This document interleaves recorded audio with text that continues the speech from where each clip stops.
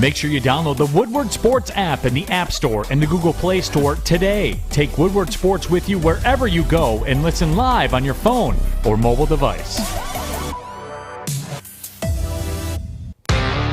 Welcome, everyone. You're tuned into the Morning Woodward Show right here on the Woodward Sports Network, featured on the Roar at 93.5 FM, 99.1 FM, and 94.7 HD2. You guys know the drill. Happy Monday. We have a special guest in studio taking over for Adam. It's Stick, everyone. Good morning. Let's go. Should have been a victory Monday, but here we are. Yeah, it could have been, but it really just was not. But the Pistons took their first win finally, of course, when Cade Cunningham starts in his first ever game since being drafted number 1 overall.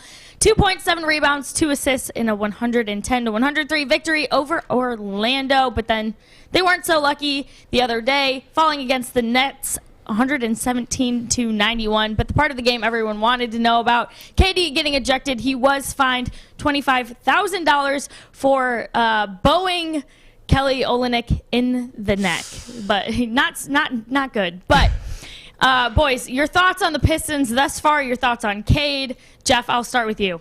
Well, especially we'll just kind of gloss over the Nets loss because you know what, it is the Brooklyn Nets. But we'll get to the Orlando Magic, and you can see a lot of good things. I've been preaching all year. The Pistons every single game have gotten out rebounded and have shot free throws poorly against the Magic. They did both of those better than the Magic. It wasn't the Suggs versus Cade Cunningham battle we expected. Both rookies kind of shot poorly. It was Cade Cunningham's debut. He only played 19 minutes, but in those 19 minutes, I will say this, he was the only player in the starting lineup with a positive plus-minus, and that says a lot about him. I mean, he shot, 1 for 8, you know what I mean? 0 for 5 from 3, and he still was a positive plus-minus. I mean, he's a big factor when he's on the floor. I mean, you've seen it through, 5 games? The only win they have is when he played 19 minutes. Imagine when this guy gets unleashed and can play 30 minutes. I don't want to say the Pistons are too Cade-dependent, but they need his playmaking. They need his his presence out there on the floor because it helped him a whole lot. And, it might be a consistent thing with this Pistons team. They're not going to win a ton of games. I still have them over 25 games to win.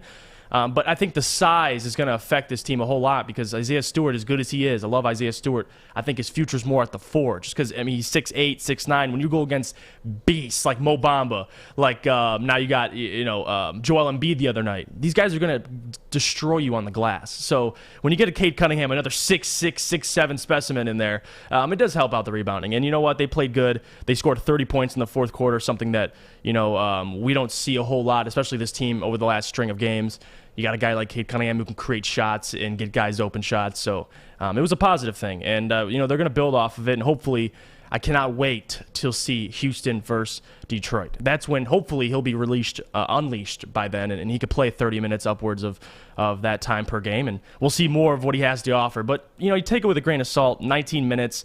He didn't shoot the ball poorly, but over time, he's going to change that. He's going to get more comfortable, and this is what we can look for. But other than that, I'm a little disappointed in Killian Hayes. I still am, man. I mean, listen, this guy needs more games. This is a Cade topic. Yeah, no, listen, but I got to call my man out because I haven't done it enough. I've done it once, and I said it once. He had a good game the game after, and ever since then, this man has not been able to put it together. So that's one player I'm watching. I'm not worried about Cade. He's doing his thing. He's making plays.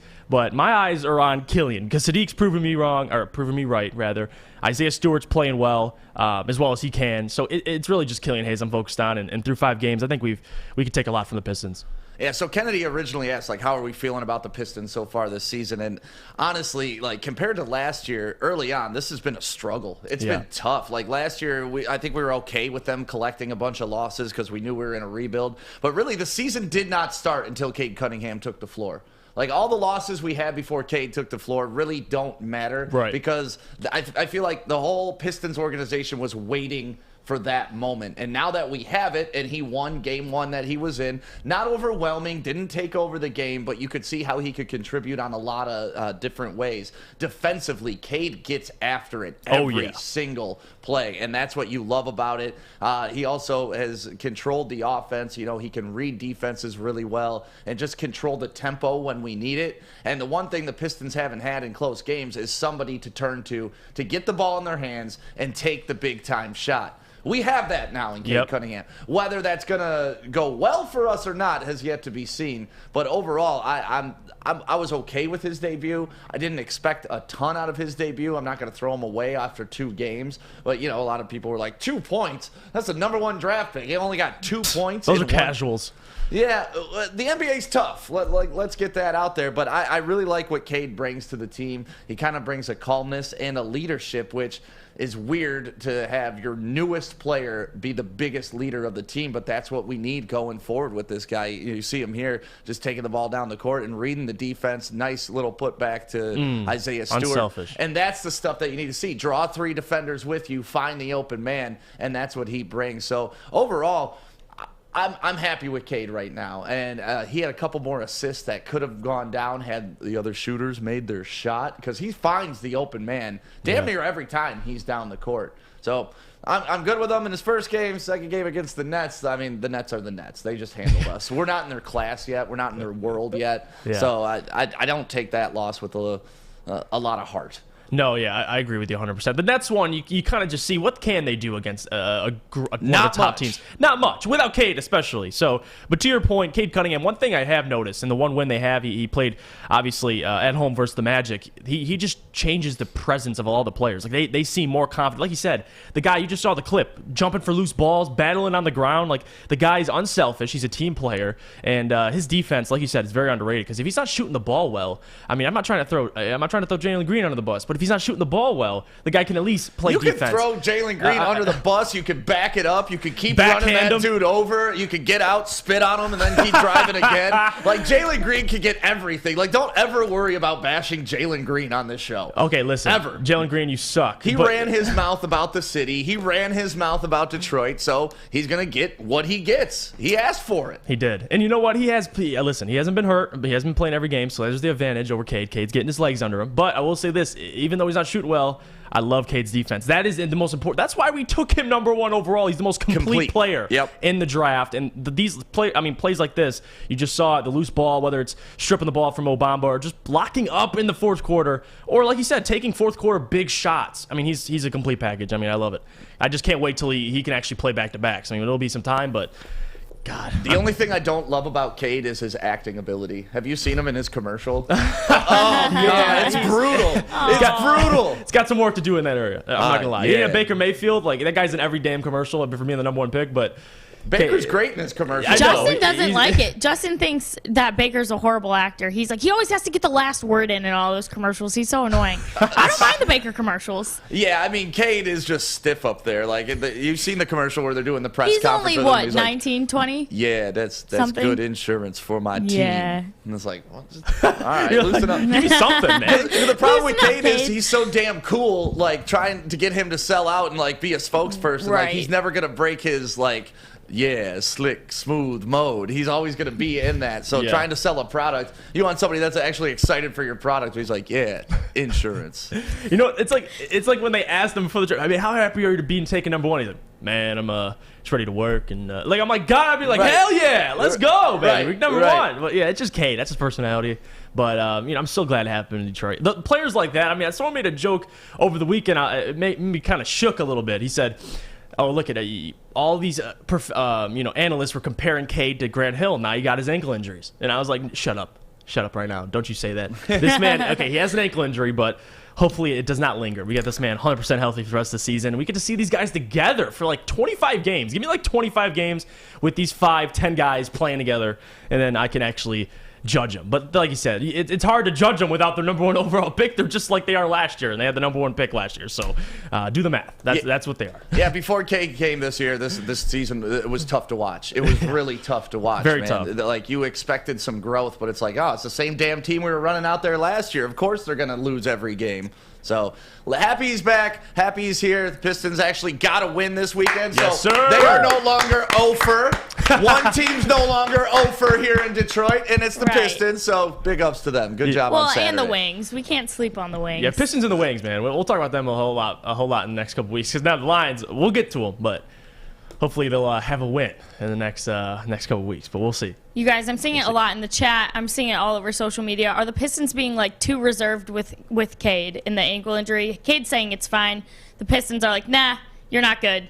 So how do you feel about that? It's tough because you had this is the same regime. You had Reggie Jackson, you had other guys that suffered from these ankle injuries. They lurked throughout the playoffs. Blake Griffin had tons of ankle injuries, but that is Blake Griffin, of course. But now you have your number 1 overall pick, and you don't want to risk it. I mean, this guy's your future essentially. I mean, you can rely on guys like Jeremy Grant, but Cade is your future. He's the man. He's the face of the city, at least now of the Pistons, and you want him to be healthy. You don't want to force him to play some back-to-backs and re-injure his ankle. Like, it's not a big deal. I mean, you can miss as long as it's not lingering. Like, if next year he's out for the beginning of the season for an ankle injury, I'm going to be worried. Or he misses the end of this season with an ankle injury, I'll be worried. But as of right now, we could have had a whole lot more worse injuries. It could be hip, it could be other things that would kind of linger the whole season. I think an ankle, he'll be fine. Hopefully, like a Grant Hill situation where he has like 14 surgeries and he's never the same player. I hope that's knock on wood. But you know what? Other than that, I think he'll be good. I trust in Mike Abdenauer. He knows what he's doing. Yeah. Okay, makes me feel good. All right, coming up next, we're going to talk Michigan State. I know you're all waiting for that.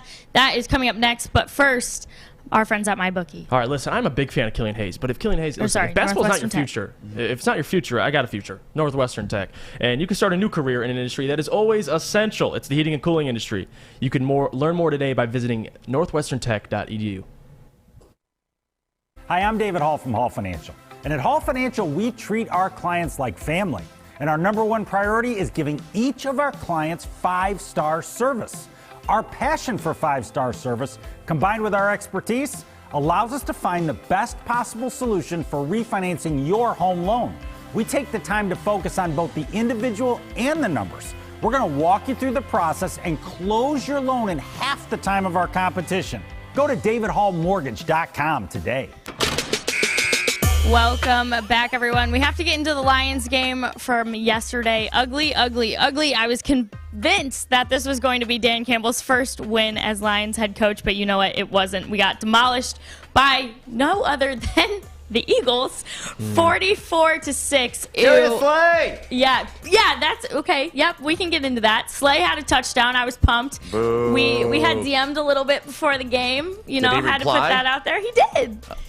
I told you. Didn't I show you? Okay, so for those of you who don't follow me on Twitter, haven't seen it. Screenshots or it didn't happen. I put it on Twitter. Okay, then it I happened. said I can't believe my BFF Darius Slay scored a touchdown because I dressed as no other than Matt Patricia for Halloween because what could be scarier? And I put it on my story and I put at Darius Slay's worst nightmare #F Matt Patricia, and he swiped up on my story and put laughing emojis. So we're friends. We know each other. But yeah, seeing him have a touchdown was great. Unfortunately, he no longer plays for the Lions, but you know what? It is what it is. But you guys, your initial reactions to yesterday's game. You know what? I'm done. Like I can't. I sat up here Friday and I said this is their chance. Like I said Chris Spielman night, the Ring of Honor. Emotions are going to be high. You got Dan Campbell marching at home. You got in Ford Field, probably going to be a packed field. And you got the struggling Philadelphia Eagles who don't even know if they're sold on their own head coach.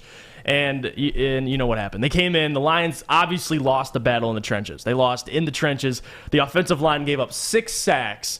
And the defensive line couldn't stop the run to save their life. So that's a bad equation for failure. I mean, you're going to fail. And that was bad. A terrible performance from both sides of the ball against a Philadelphia Eagles team that had a great game plan. I mean, it was pound the ball against a bad run defense, and that decided to really have its worst game of the season. I mean, the Lions have been streaky at times. I did say this. You don't know if you're going to get the Bengals Lions or you're going to get the Rams Lions. You don't know if you're going to get the Ravens Lions or the Packers Lions. You don't know. You don't know what game you're getting, and we got none of the above. We got actually worse than all of them, which was actually surprising. And the Eagles had double-digit carries to like 3 different running backs.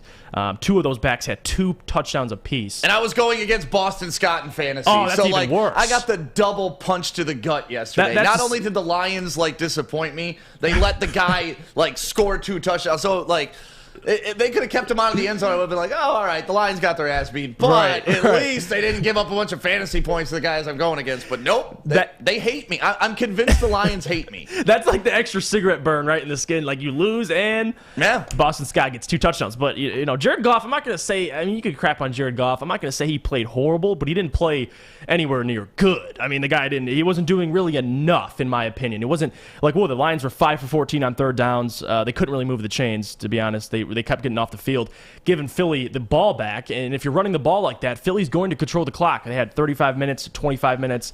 They were able to really keep the Lions off the field. And when you're scoring every time you have the ball, it ain't going to work out as well. So, you know, the Lions really could never really get a rhythm. They were off the field. They were going off the field in short 3 and outs. And it was definitely the most horrendous loss so far of Dan Campbell's career. I don't know if it was the most disheartening loss. Yeah, disheartening. Like it ripped the soul out of Lions fans, essentially. Like, I'm a diehard, you know, like that's what everybody makes fun of me for. Oh, Stick's a homer, blah, blah, blah. He thought they were going to win 8 games, and I'll gladly wear that cap all day long because I love the Lions. But yesterday, I'm watching that game at the brass rail, and like, I lost it, and Fox gave up on us. Fox cut the broadcast early when we were watching it at the brass rail. The DJ in the third quarter turned off the game audio and put on Tyga Taste, and everybody cheered for that. You know, so like there was nothing to cheer for yesterday. There was nothing to get excited about. There was nothing to point to. And I found myself just lowering my standards yesterday for the Lions. Yeah. Like at first it's like, all right, we got to win this game. Dan Campbell's going to get his first win. Let's do it. Let's do it. Let's do it. And then by the third quarter, I'm like, all right, we got a first down. We're keeping it going. Keep the chains moving. Yes, and I'm sir. like, what am I doing? Like, I turned into Roy Williams. I'm rooting for first downs and celebrating first downs when we're down by 30. Like, that's what I felt like. I'm like, why am I doing this? And then I found myself even lowering my standards even further to when Jared Goff made a good play and just got rid of the ball instead of taking the sack.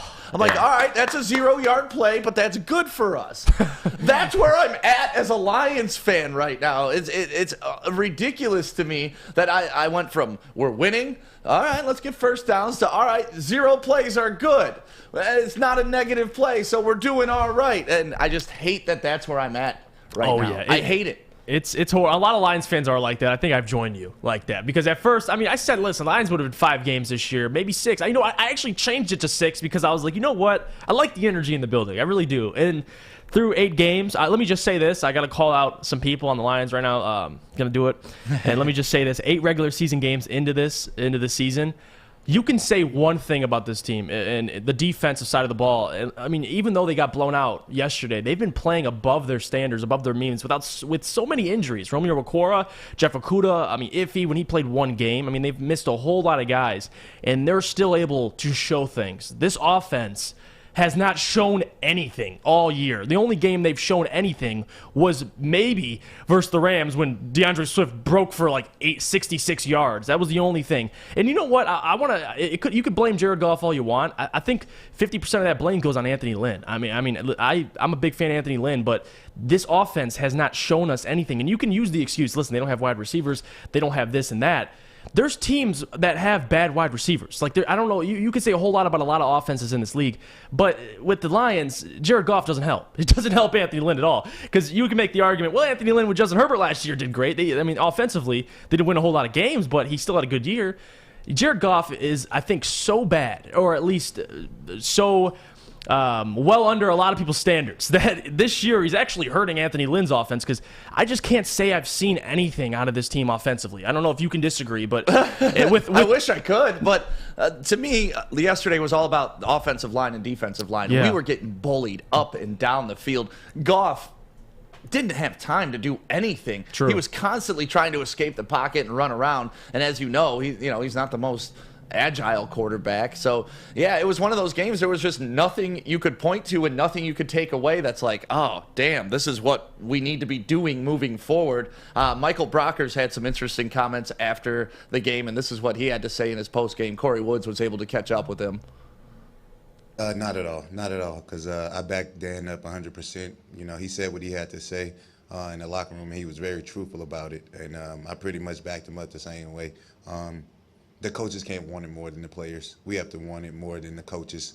And like it goes back to what I said earlier. Look yourself in the mirror, each one of these players, and want to be better for your brothers, want to be better for the organization, want to be better for the city of Detroit. And if we do that, and each player does that, I think we can make a run and win games on the back end of the season.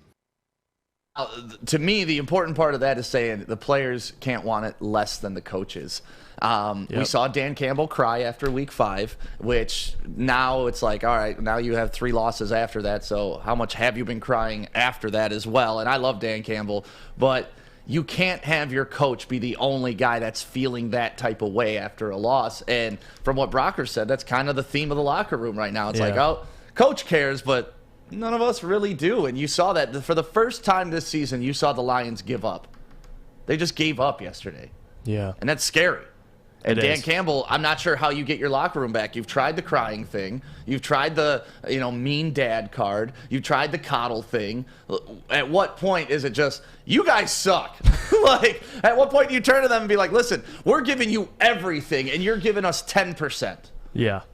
100%. And you saw, this is, I'm just going to bring this point up because people are bringing it up in the chat, and I totally forgot about this. Yesterday, I mean, how many backup quarterbacks got wins yesterday? I mean, the Jets, you could talk about the Saints beating Tom Brady with a backup, and then you could talk about Trevor Siemian, baby. Trevor Siemian, and then you could talk about Cooper Rush and the Cowboys. Like, and that's a great point, because what are we doing with Jared? I mean, we have Jared Goff, a pretty dynamic backfield. They were missing Jamal Williams, which I think actually hurt them a whole lot. Yesterday, they weren't able to really get. I mean, even you saw in like 4th and 4 situations, they went empty backfield. I mean, you could say a whole lot about this offense, but again, it falls on Anthony Lynn and Jared Goff, because I don't know what they just haven't been able to be competitive. And I don't want to sit here and blame Dan Campbell for that. I mean, the guy isn't responsible for calling plays. He's just there for a leadership, face of the franchise standpoint. I don't think we're going to necessarily blame him for how the team performs. I'm going to blame him for those 4th down calls. Like, we're past 4th down calls, right? Like, we should stop going for it, especially when we can put points on the board. That's what's really becoming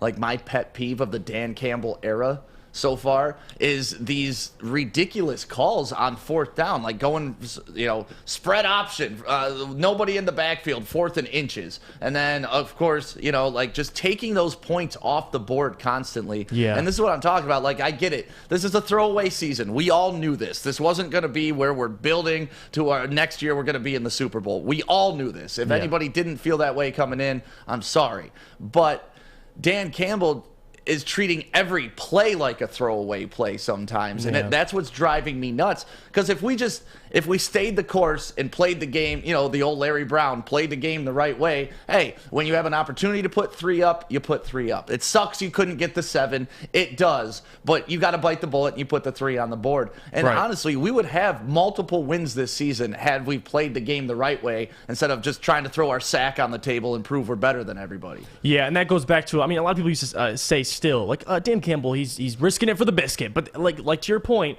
there could be a moment or a limit to where too much is too much. And the Rams game, fine. I mean, you weren't favored in that game. I mean, listen, the Rams were supposed to obliterate the Lions. So I get it in some scenarios. But to your point, like last night or even against the Ravens, when they're leaving 3 off the board and they lose 2 times this year to pretty much walk-off field goals. Exactly. Yeah, it comes back to bite them in the butt. So, I mean, you're spot on there. And where was the creative play calling this week? Last week against the Rams, we were pulling rabbits out of a hat. I mean, we were having the ball boy sneak the ball in. Like, it was like that commercial where the guy's got the baby and he runs into the end zone. Like, we were doing all that stuff. And this week, back to the same vanilla offense. I was screaming for Jack Fox to throw the ball yesterday. That's our best quarterback. Come on. Yep. I mean, we heard Fish and I were at the game yesterday. The "We Want Blau" chants. I mean, they were loud. And there was no one there. Trust me. By the 3rd quarter, I want to say 80% of the stadium had left, and it wasn't full to begin with. So I mean, just not good. Not good. But listen, I want to address Adam in the chat too. He said, "Ask Robert Saleh about his roster." Listen, I will. That's a better roster. No, listen. Well, I will say this: they had a backup quarterback. So to your point, they got to win. But I think that they're going to go on offensive coordinator. They got Matt LaFleur's brother, Mike LaFleur. We got Anthony Lynn, and you know what? Mike LaFleur is pulling. We're talking about rabbits out the hat. With Mike White throwing for 400 yards. And catching the ball? Yeah. The ball? Listen, I'm no genius, but I don't think Mike White's that dude. So you know what? They have, and that says a lot. Dan Campbell, I say this to Adam all the time. I truly believe next year or the year after, and I'm going to just keep ringing this bell. I think Dan Campbell needs to bring in that young, creative, innovative offensive coordinator. You need, like Robert Saleh. He grabbed a Mike LaFleur from San Francisco. He knew that Kyle Shanahan had him under his wing. So as much as I love the veteran coaches, I mean, Anthony Lynn's a veteran of this game. He's been around for a long time. He's an offensive coach, and he was fired from the Chargers. So with Herbert having one of his best years, they just can't win games. So I still have my questions about this offense, and it's a disaster year, but we'll see. I don't even know. I think one win's possible. I think one win is possible. I don't know where. I'm thinking it's Thanksgiving Day that they get their first win. I mean, me and Adam talk about this, and he also said that, and I think it's just a big game. Dan Campbell gets Thanksgiving. He gets to eat the turkey leg. Other than that, that's the kneecap he eats is the turkey kneecap. The prophecy finally comes true. It was all meant to be. But other than that, they're going away to Pittsburgh. I think the two easiest games, in my opinion. They go away to Atlanta, but they're away at Atlanta, so it's a tough game. And the other game is away to Denver. But again, you're in Mile High. I mean, you're in Denver, so I don't know. They could have 1 to 2 wins, but it's gonna be a long season. And that's what I wanted to ask you guys before we went to break. What the likelihood of us going 0-17 stick? I think it's like an 87% shot. We're going 0-17 at this point. I have zero read on this team at this point. Yeah. The first 3 games of the season, they looked like they were trending up and okay, these guys got it together. But this weekend proved they could lose to anybody. Yep. At any time, anywhere. And, they usually use the term any given Sunday in a positive light. Yeah. But no, with these Lions, it's any given Sunday they could lay an egg like they did.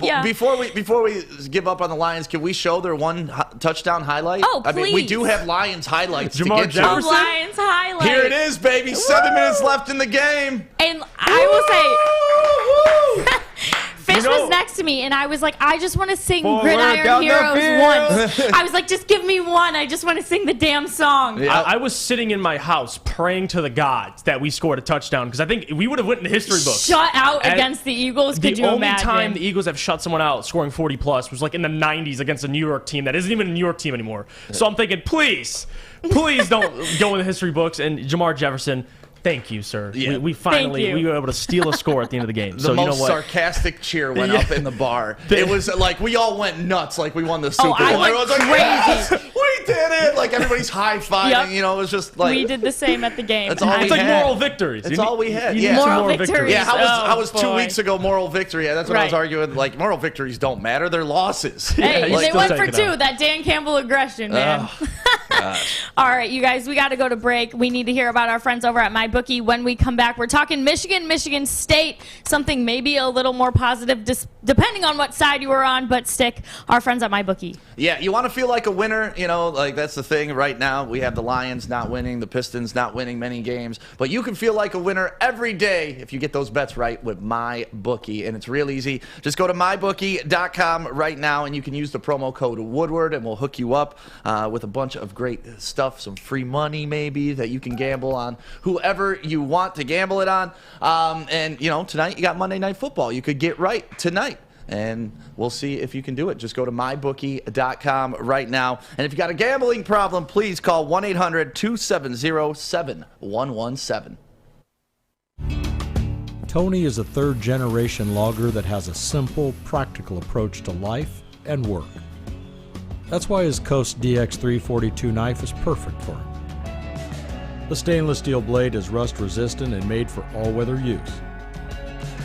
And the double roll-lock safety ensures that it will never inadvertently close when he doesn't want it to.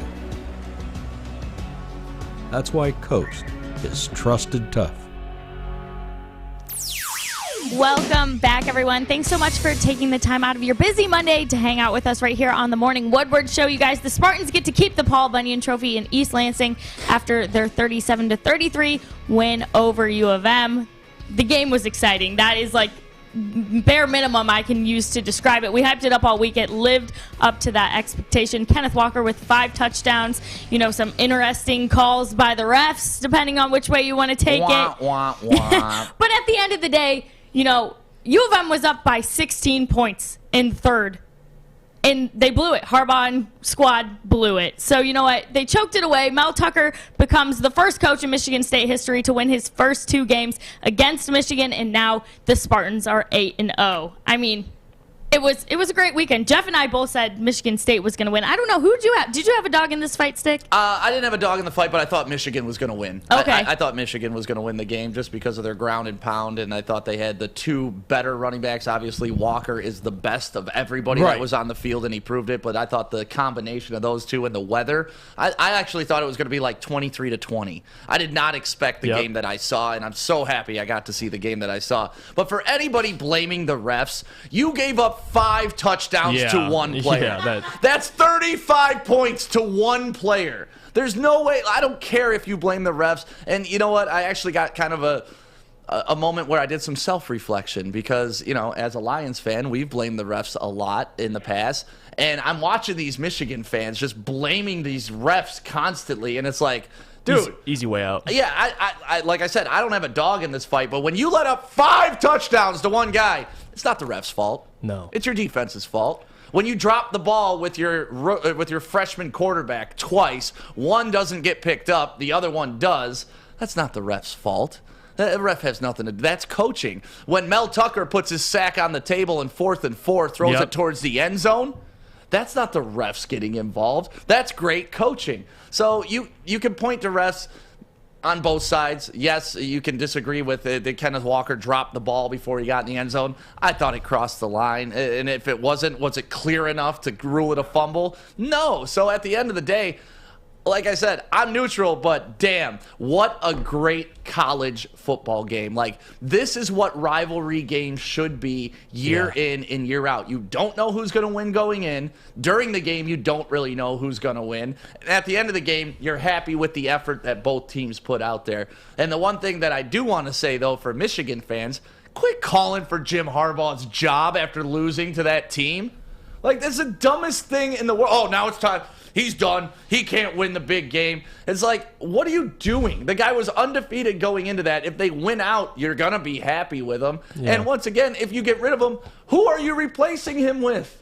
That's always my question to people who want to ship Harbaugh out of town. He's fine. He's brought Michigan back to what they were, a competitive football team. Never an over-the-top national championship. Never an over-the-top, like, powerhouse in the Big Ten. Yeah. So, like, just be happy with what you have. It reminds me a lot of Jim Caldwell. Like, that's what Jim Harbaugh is to Michigan, what Jim Caldwell was to us. Can't win yeah, that's actually a great comparison. Can't win the big games, but we'll get into Jim Harbaugh in a second. But I did predict State to win. I didn't know it would be in this fashion, obviously. Like, I'm not going to sit here and say, I knew. Like, Nick Leach was the only man who really told me it'd be a shootout. I think he bet the over, so he was confident enough to even bet the over. Yeah, and it was like 40 or 50 on the over, too. It was ridiculous. And if you told me before the game Peyton Thorne would throw 2 interceptions, and you told me that Michigan would have more passing yards than Michigan State, I'd be like, you're crazy. There's no way they'll win the game. Well, it's funny because we did the prop bets from the pregame show up at Hopcat in East Lansing, and Anson was asking me prop bets, and one of them was Michigan quarterback throwing over 180 yards and a touchdown. I'm like, well,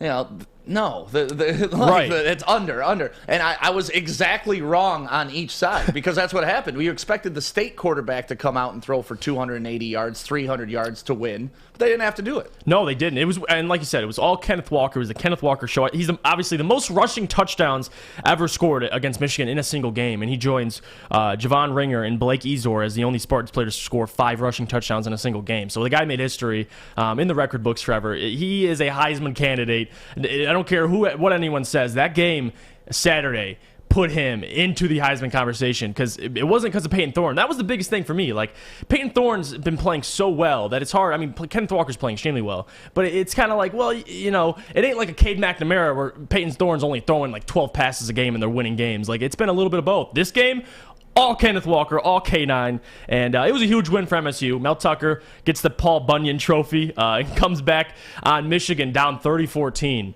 And after Michigan went up 30-14, they only got a field goal. They just completely aired out. Their offense aired out. And to your point, I felt the same way. I mean, you have Kenneth Walker, but the more dynamic backfield combined is Michigan. And they just it just didn't happen last night. Michigan's defensive front played well. They were able to get after Payton Thorne a whole lot. Ajabo and Aiden Hutchinson. I mean, 2 NFL ready players were disrupting that O-line and getting after Payton Thorne. But no. K9 still able to find the end zone and absolutely tear apart that defense. But let me just say this about Jim Harbaugh. As much as, people, and I agree to your point, who else are you getting? Because that's the biggest thing. Like, you can say the word fire all you want about any coach. Who do you bring in? Like, who do you bring in after Jim Harbaugh to succeed and just beat Mel Tucker? There isn't an easy option out on the market. But I will say this. I said with Adam Friday, I think, because I said State would win, I said Jim Harbaugh will lose the next 2 out of the 3 games. He's playing State, Penn State, Ohio State. I don't think he beats Ohio State. I don't know if you disagree with that. I think he loses to Ohio State.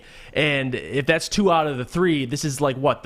Oh my God, how many years in a row has this man not beat his rivals? And I'm not saying it's a fireable offense, but when do you start thinking about that? Like, wow, this guy can't win big games. He can't beat his rivals. Yeah, he gets his 9 to 10 wins a season, but what are we doing? You know what I mean? He had more NFL-ready players Saturday than Michigan State, and they still were able to drop 37 on him. Like, I don't know. It's something you got to really talk about. And the J.J. McCarthy, both of those fumbles, why are you bringing – and we made the argument, Adam. J.J. McCarthy is the more Adam loves J.J. McCarthy. Listen, he has McCarthy cost him the game. No, I will say this. He's got a higher ceiling than Cade, but it wasn't the time to bring him in. That game was not the time to bring him in. You have your quarterback, who we all have questions about, playing the game of his life, and you put J.J. McCarthy in. Why?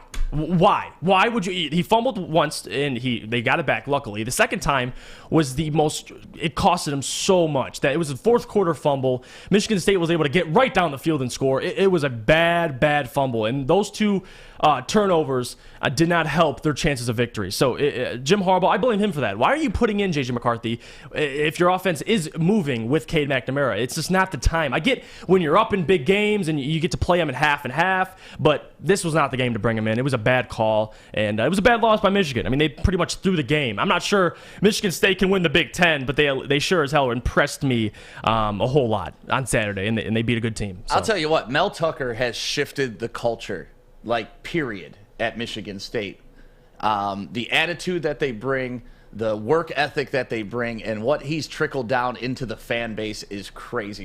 You were walking around Michigan State on Saturday, and East Lansing was absolutely bananas, by the way. And you just see these young 19-year-old girls just running around yelling, "Tuck coming, Tuck coming!" Like they don't even know what the hell it means, but it's such a part of their culture. We interviewed some girls during the pregame show, and they're they're talking about the woodshed, and that's what they're calling their stadium now. Tucker has done a great job of branding that program with fun and hard-nosed things. And if you want to see how much fun the fan base is having, Joey was out at the Pike House before the game, and Joey had a good time on Saturday. I'm telling you, if you did not make it up to East Lansing, you missed a party. And if you ever get a chance to go to East Lansing when Michigan is undefeated, Michigan State is undefeated this late in the season, and they're playing each other, make sure you do it, because this is what you'll see.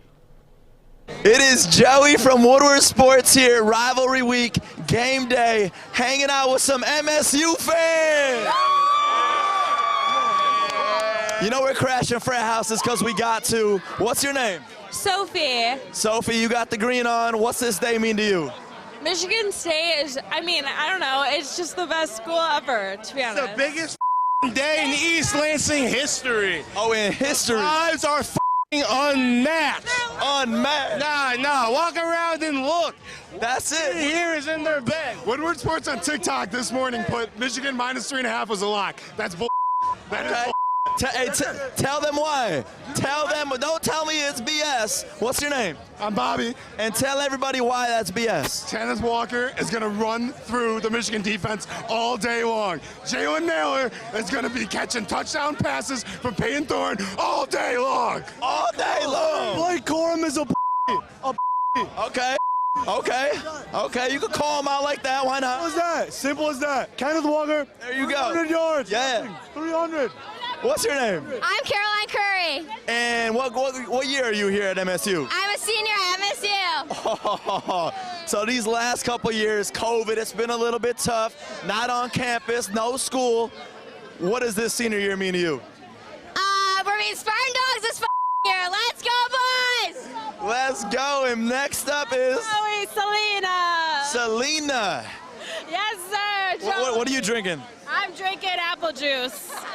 See, she's smart. That was a test. Michigan State. What's the record for both teams? It's 7-0 for both teams. Dang, you know what's going on. I know my football. I know Tuck's coming. That's what I know. Hey, who's this right here? This is my friend, Kristen. Kristen. What's up? What's going on, man? Hey, how y'all dropping our posters on the floor? Hey, show this disrespect.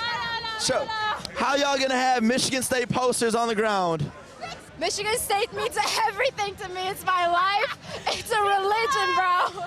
It's a religion, huh? Religion. So when people ask, what's your religion, what do you say? Green and white. Green and white, bro. Praise. So when I say go green, what do y'all say? We say go. That's my lifestyle. I don't know. That's not on the script. Isn't that what Michigan State fans do? They say go green, and then everybody else go white. Go white. What year are you guys freshmen? We're freshmen. Okay, see, I knew you don't quite know that part yet. So I'm gonna teach you Spartans. When people yell go green, you yell back. Go white. Go green. Go white. We're gonna be hanging out all over East Lansing. Thanks for walking right in front of the shot. No big deal, because Woodward Sports is having fun. Do it one more time. Woodward Sports, you see the name.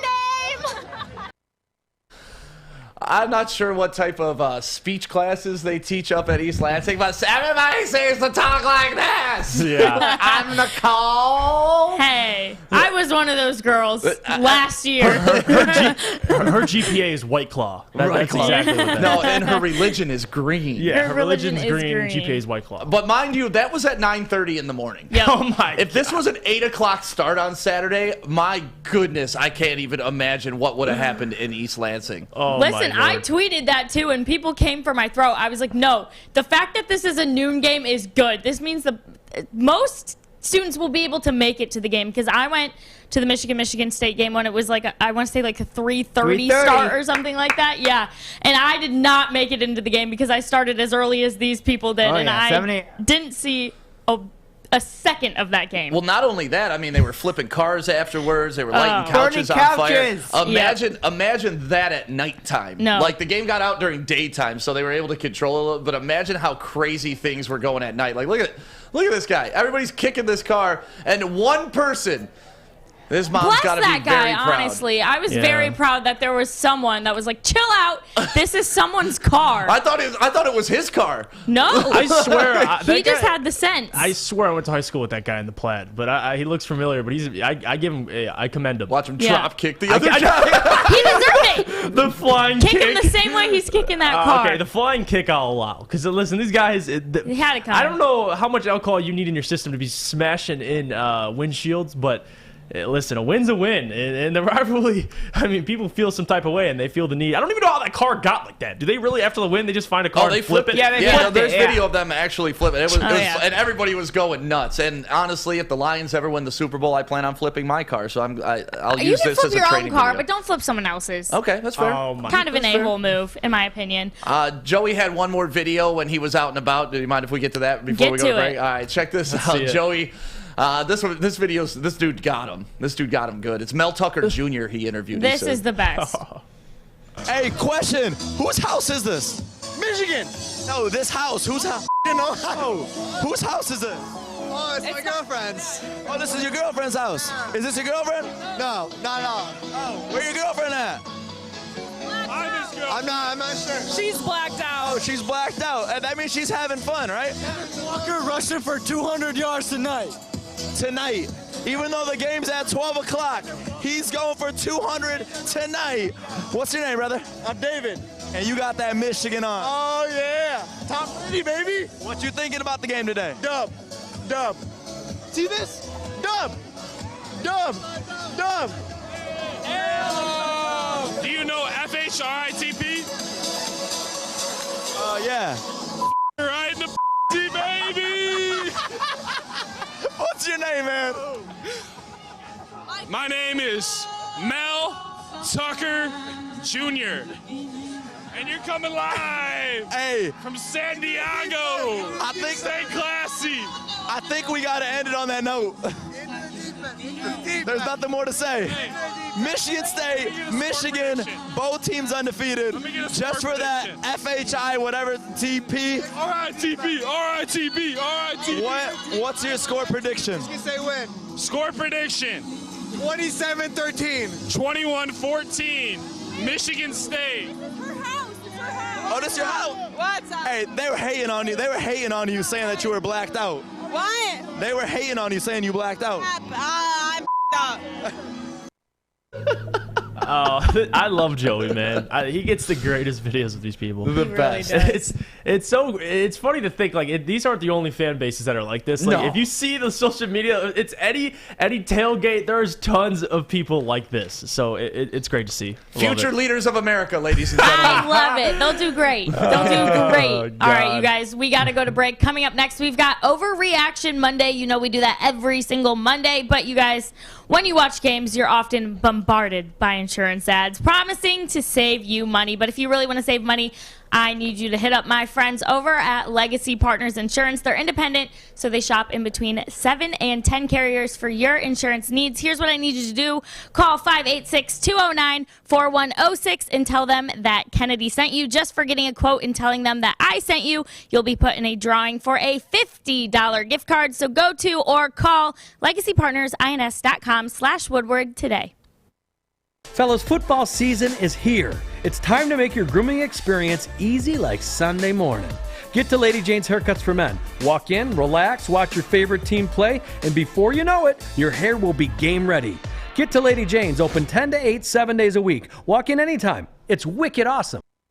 Make sure you download the Woodward Sports app in the App Store and the Google Play Store today. Take Woodward Sports with you wherever you go and listen live on your phone or mobile device.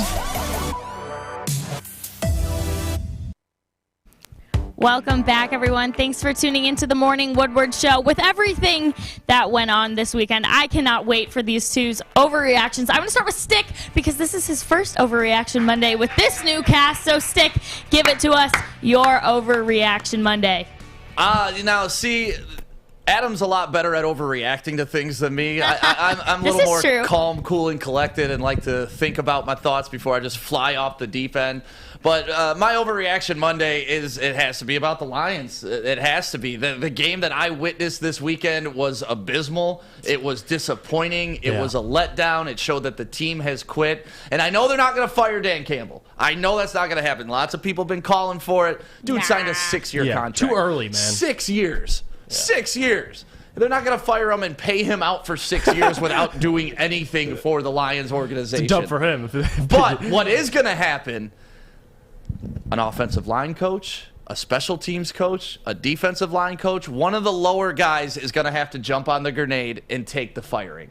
And that's what's going to happen for the Lions. They have to fire somebody in the coaching ranks to show that they're taking this serious. Or they have to trade somebody immediately before the trade deadline and to send a message to the team.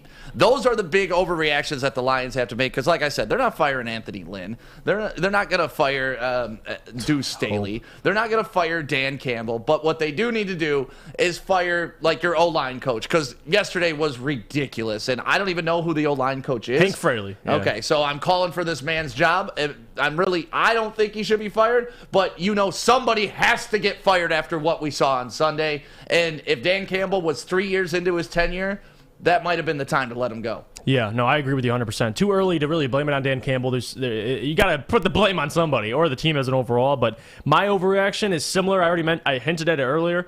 The Lions will have one win this year on Thanksgiving Day. I think they get they eat the turkey leg. Dan Campbell, he can share it with Hank Fraley, eat the turkey leg. But after that, I don't see a win at all because I think even when they play the Bears on Thanksgiving, I think Khalil Mack is still on IR, and when they face the Denver Broncos, I don't know if you're getting a Teddy Bridgewater who's going to beat the Lions or a defense that can't stop anybody like they have over the next couple weeks. So I think the Lions get 1 year, and I agree with everything you just said. But I think the one win is against the Bears on Thanksgiving. So that's one of my overreactions. My next one is Aaron Rodgers needs to be in the MVP conversation because, listen, people love to say, well, he won MVP last year. That is true. He did. But do you know what he's doing this year? He just took down the undefeated Arizona Cardinals without his number 1 or number 2 wide receiver. And on the year, he's 17 touchdowns, 3 interceptions. After that one loss to begin the year, he's damn near perfect. And that's something to praise. I think you got to put respect on the man's name. And if you're beating a Kyler Murray, an MVP candidate, who is leading MVP candidate, put some respect on his name. I don't think he wins it, but got to be mentioned in that conversation. So that's my overreaction. Put Aaron in the MVP conversation. Honestly, I don't think that's much of an overreaction. Like, you take Aaron Rodgers off that team, what are they? True. What are they? And when you're thinking about MVP, that's what you need. The most value he provides the most value to his team. If you want to go super overreaction Monday, I want Jack Fox at quarterback. Period. That's what I want. Let's go, He was Stick. 1 for 1 the other game. Beautiful spiral. Faked out the defense. He's got legs. We know that. He can run around the field. If we're ever in trouble on 3rd down, just punt the ball. Put him in shotgun and let him punt the ball. They'll never know what's coming. Where were the trick plays yesterday? It was actually pissing me off because we saw it against the Rams. This game should have been a lock, in my humble opinion, and we just choke it away in the ugliest way possible. We only had 5 tricks plays for the whole season, and we used them all against the Rams. So now we're just out. Like, we spent them all. Yeah. And you could tell, like, the first time we were on 4th, I think we were like 4th and 3, and we punted it. You could tell the Eagles were like ready, like they were like, screw the What's punt. coming? You let it go. That's why we were able to catch the punt. I think it was a beautiful punt by Jack Fox, but we were able to get it like on their 4th yard line. But at first, I think the Eagles knew. They're like, watch these guys because they don't play games. They don't play no games. Well, that's what we should keep pushing, is that when people play the Lions, they need to be ready for anything. What's coming? This is going to be crazy. Because if you're not going to be good, at least be freaking entertaining. You know what I mean? I wasn't even entertained yesterday. It was just gross. The whole game was gross. Yeah, from the opening kickoff, it was not a good game. It was absolutely disgusting. Hey, you know what? Here's an overreaction for you. I will live on a rooftop until the Lions win their next game. Are you being serious? I'm being serious. I will live on a rooftop somewhere in Metro I can confirm he's Detroit. being serious. Are you going to let the people know where you're going to be? It's on top of Ford Field, just camping out. Yeah, no, listen, last time we went through this as Lions fans, I wanted to do this. I was going to live on a billboard, but the billboard company would not let me because of liability.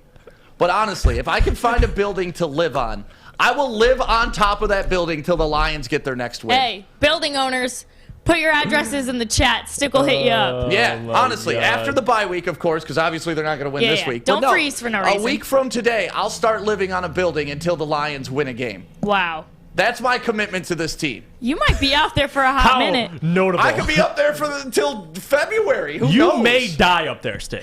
That's commitment. That's commitment. The man's willing to risk his life. And you know what? The Lions do that to a lot of fans. I think I was gonna crawl up in a little ball, just sit there, not even come to work today. I can't talk about the Lions because there's nothing to talk about. All right, I've given all I have to this team. But last week, good point. Special teams coach Phipp actually had COVID, so against Philly. He wasn't able to play against his old team. So that's probably why they didn't do as much trick plays, just because you don't have your special teams coach and you're still like, screw it, run the trick plays. Like, it probably won't go in your favor. Zoom in. We've got technology. Yeah. There's no excuse. He's on Zoom. I mean, at that point. Adam said you'll be living on that billboard till next year. He said. That's fine. Honestly, that's fine. Like, I want to do this. I'm going to do this because you know what? Maybe this will motivate the Lions. Like, first week, they won't give a damn. They'll be like, oh, you hear about that idiot living up on a roof? Right. Come week 4 when I'm up there grizzled and I'm looking like Tom Hanks, like, they'll be like, oh, my God, we got to get this poor kid off the roof. So maybe I can supply them with some sort of motivation to actually win a game this year. Stick. If the man Dan Campbell can't do it, I don't know if you living on a roof is I would going to expect do Dan it. Campbell to come visit me on my rooftop. I would expect that as well. Yeah. So I'll do it. He might bring you a venti Starbucks. You don't know. True. Like, he could. I'd rather roast. Bring me Birmingham roast all day long. Oh, he's got a gift He card. does have the card. Yeah. He's got that unlimited gift card. No excuse. Come on, Danny C. But you know what? I wish, Stick, you would have hopped on that billboard before the Rams game, because then the pressure would have been on even more, because they get like, all right, we got a Lions fan on top of a billboard about to jump off this thing if we don't beat Stafford. Let's get it done. But I'm serious about this. After the bye week, I'll do this. All right. No I will way. live on a rooftop until the Lions win a game. We need to get check-ins daily daily on the show. That's Zoom fine. I'm not going to be doing billboard. anything. I'm going to be just sitting on a rooftop hoping the Lions are practicing hard. Hoping you don't sleepwalk right off the edge of that billboard. But it's, I'll have Woody the Wonder Pup up there with me. It'll be no, awesome. Don't put Woody up there. Me and Woody on a rooftop till the Lions He's too win. tiny. They got to win a game. They might play harder for Woody than for you. You know, I think a lot of them have those dog connections. I see it all over their Instagrams. That's fine. The Lions are dog lovers. Do it for the dogs. Do it for the dogs. If it's not for me, because I know you hate me by letting up Boston Scott get 2 touchdowns yesterday. If it's not for me, do it for the dogs. Do it for Woody. Yeah. All right, you guys, we got to go to break. We need to hear about our friends over at Guardian Alarm. Coming up next, more Dan Campbell talk, so stick around for that. But first, Guardian Alarm. Well, we saw what a bad defense was able to do Sunday against the Eagles. I got a good defense. If the Lions had Guardian Alarm, they wouldn't have let this happen, because a good defense on and off the field helps you feel secure. Guardian Alarm has state-of-the-art technology that helps you feel safe, all with 24/7 local monitoring. Guardian Alarm also has convenient features that let you check in on your home, control lights and temperatures, detect smoke or carbon monoxide. It will even let you lock and unlock your doors. Call this number, 800 Stay out today. You heard Fish. That's 800 Stay out today. A Guardian Alarm has been trusted for over 90 years at keeping families safe. Okay, you thirsty little spin goblins. I want you to pedal into the next dimension. Spin it! Spin! Spin! Uh-oh! Carmen's falling behind. Let's give her the hiss of shame. Spin! Spin! Spin till you bleed! Don't ride the bike of shame. Come to Planet Fitness and find your own lane with tons of equipment, free fitness training, and no hissing. Join today for just $10 a month. Welcome back, everyone. Thanks so much for hanging out with us right here on the Morning Woodward Show after our It's no victory Monday. I don't know. Sad loss. But you guys, we have to talk more about Dan Campbell, his coaching decisions. Is he still the right man for the job, or is he in over his head? I think Adam tweeted that he might be yesterday. But he did admit that he was outcoached by the Eagles' rookie coach, which is not a good sign. I mean, we've heard him say this time and time again. It's my fault. I love that he takes the blame. I think Corey tweeted it, said it best. He said, just like the Bengals game, Dan Campbell said he didn't have his team prepared. And that a team doesn't play like that if a coach has not done a good job of preparing them. His accountability is admirable, but it's alarming at the same time. I am fully alarmed. I don't know how you guys feel. Jeff, your thoughts? Well, I'm not going to say, I think it's a little too premature to start pulling out the, fire room card, but I will say this. I'm not going to jump ship from Dan Campbell. All right, I still like Dan Campbell, but his honesty about being out coached from game to game, he's done this, I think, a handful of times where we've come to the press conference and just pretty much started out with, listen, I was out coached. I don't have a problem with it to a certain extent. Like, Nick Sirianni, in my opinion, I've said this, is probably the worst coach in football. Like, I don't like Nick Sirianni at all. The guy was hired from the Colts, wasn't a play caller, and the Eagles the locker room is about to revolt against him. And yesterday, to get outplayed by him and outcoached, it just doesn't sit well with me in my stomach. And his honesty about being coached from game to game, I think, is a better improvement. Because Matt Patricia, we've heard it. That's on me. We just didn't play well. He does the same old. Like, Dan Campbell at least is very, he wears his heart on his sleeve and everything. But there's times, especially we're 8 games into the season, where you're going to have to out-coach the other coach, Dan. Like, you got to get it. And you saw what the Jets were able to do. I understand they have a slightly better roster, but with Mike White at quarterback, he threw 400 yards and 2 interceptions, and they still were able to get a win. It says a whole lot about your team. And Dan Campbell, I'm not going to sit here and say he deserves to be fired. I think there's other coaches among his staff that need to be taken care of and maybe let go. But it's not a good look. I mean, not being able to win a game, I don't agree with Adam in this aspect. He's in over his head, because you could hire anybody. I mean, unless you're Bill Belichick or anybody for that matter, you're in over your head. I mean, you're on a Lions team that is the worst team in football on paper, and you have Jared Goff, who's turnover prone. You have no wide receivers, and you have a lot of young players starting.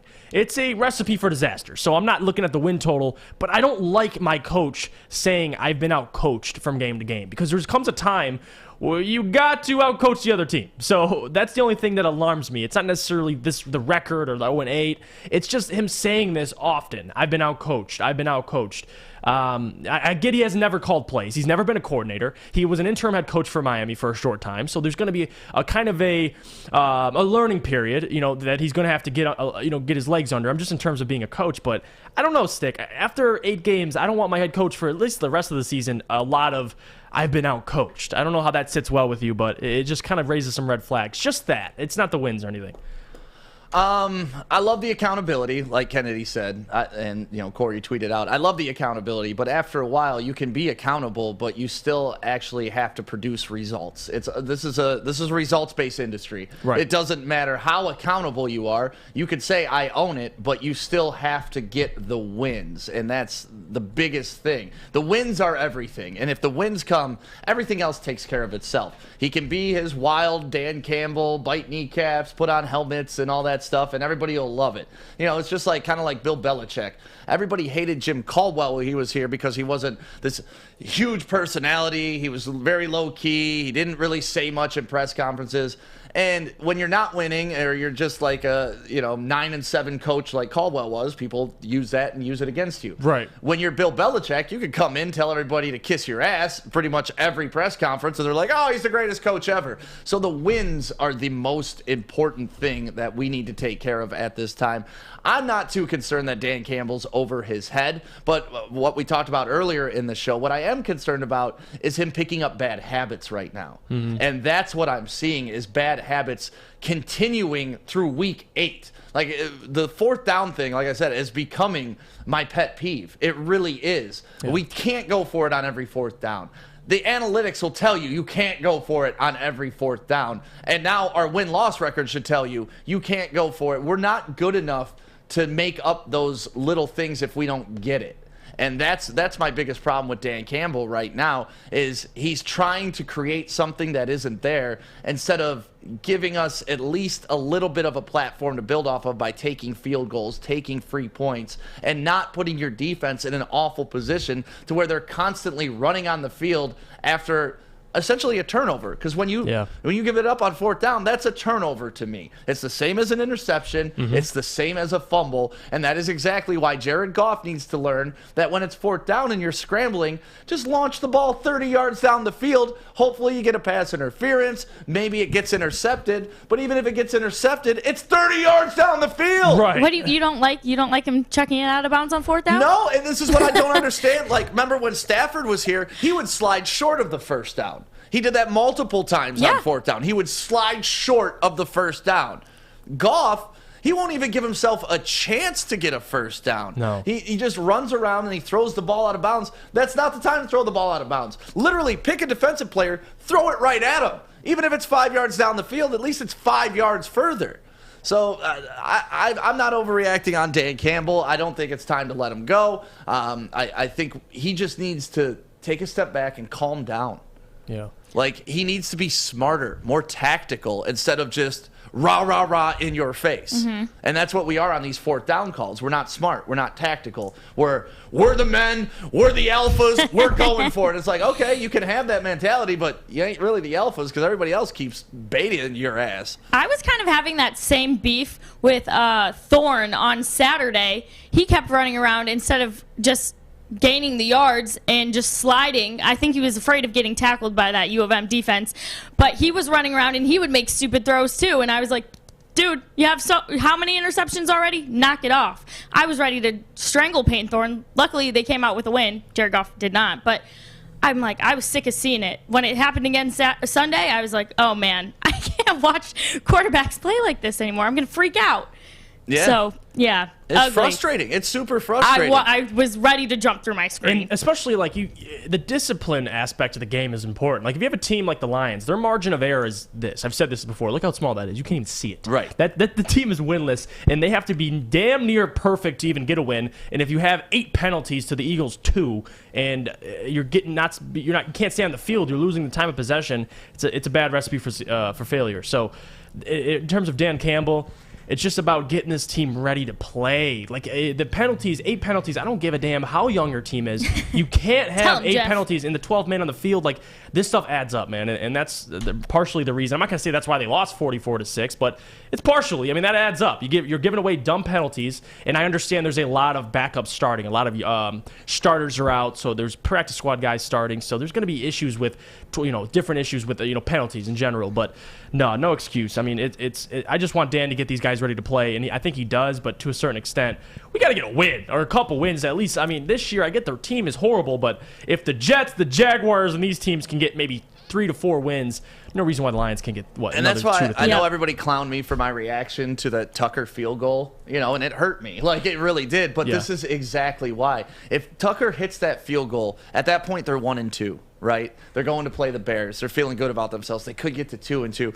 And even if they don't win since that game, we're not having this over conversation. Like, the monkey's already off the back. That's why that field goal was just so soul crushing. Yeah. And, we can say all we want about Dan Campbell, but the people who are bashing Dan Campbell right now are the very same people that before the season are like, this is the worst roster in the NFL. Mm-hmm. These guys have no chance. And it's like, okay, well, then you can't have it both ways.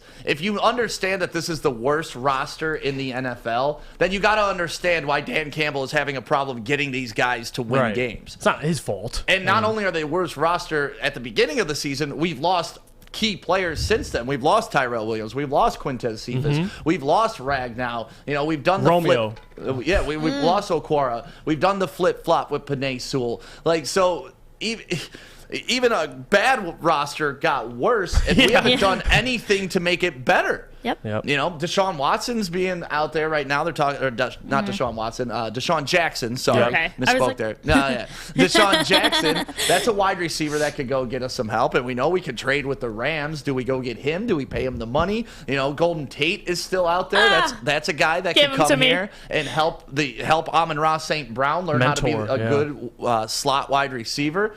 But that all comes with money and an investment. So I get caught in this middle area with Dan Campbell because I understand we're asking this guy to cook us a gourmet meal, but we're telling him to shop at 7-Eleven. Yeah, exactly. And it's like, well, what is this? Hey, This don't meal's hate on awful. 7-Eleven. Well, listen, I love 7-Eleven. Hey, Joey really liked that the chili dog. I almost threw up watching that.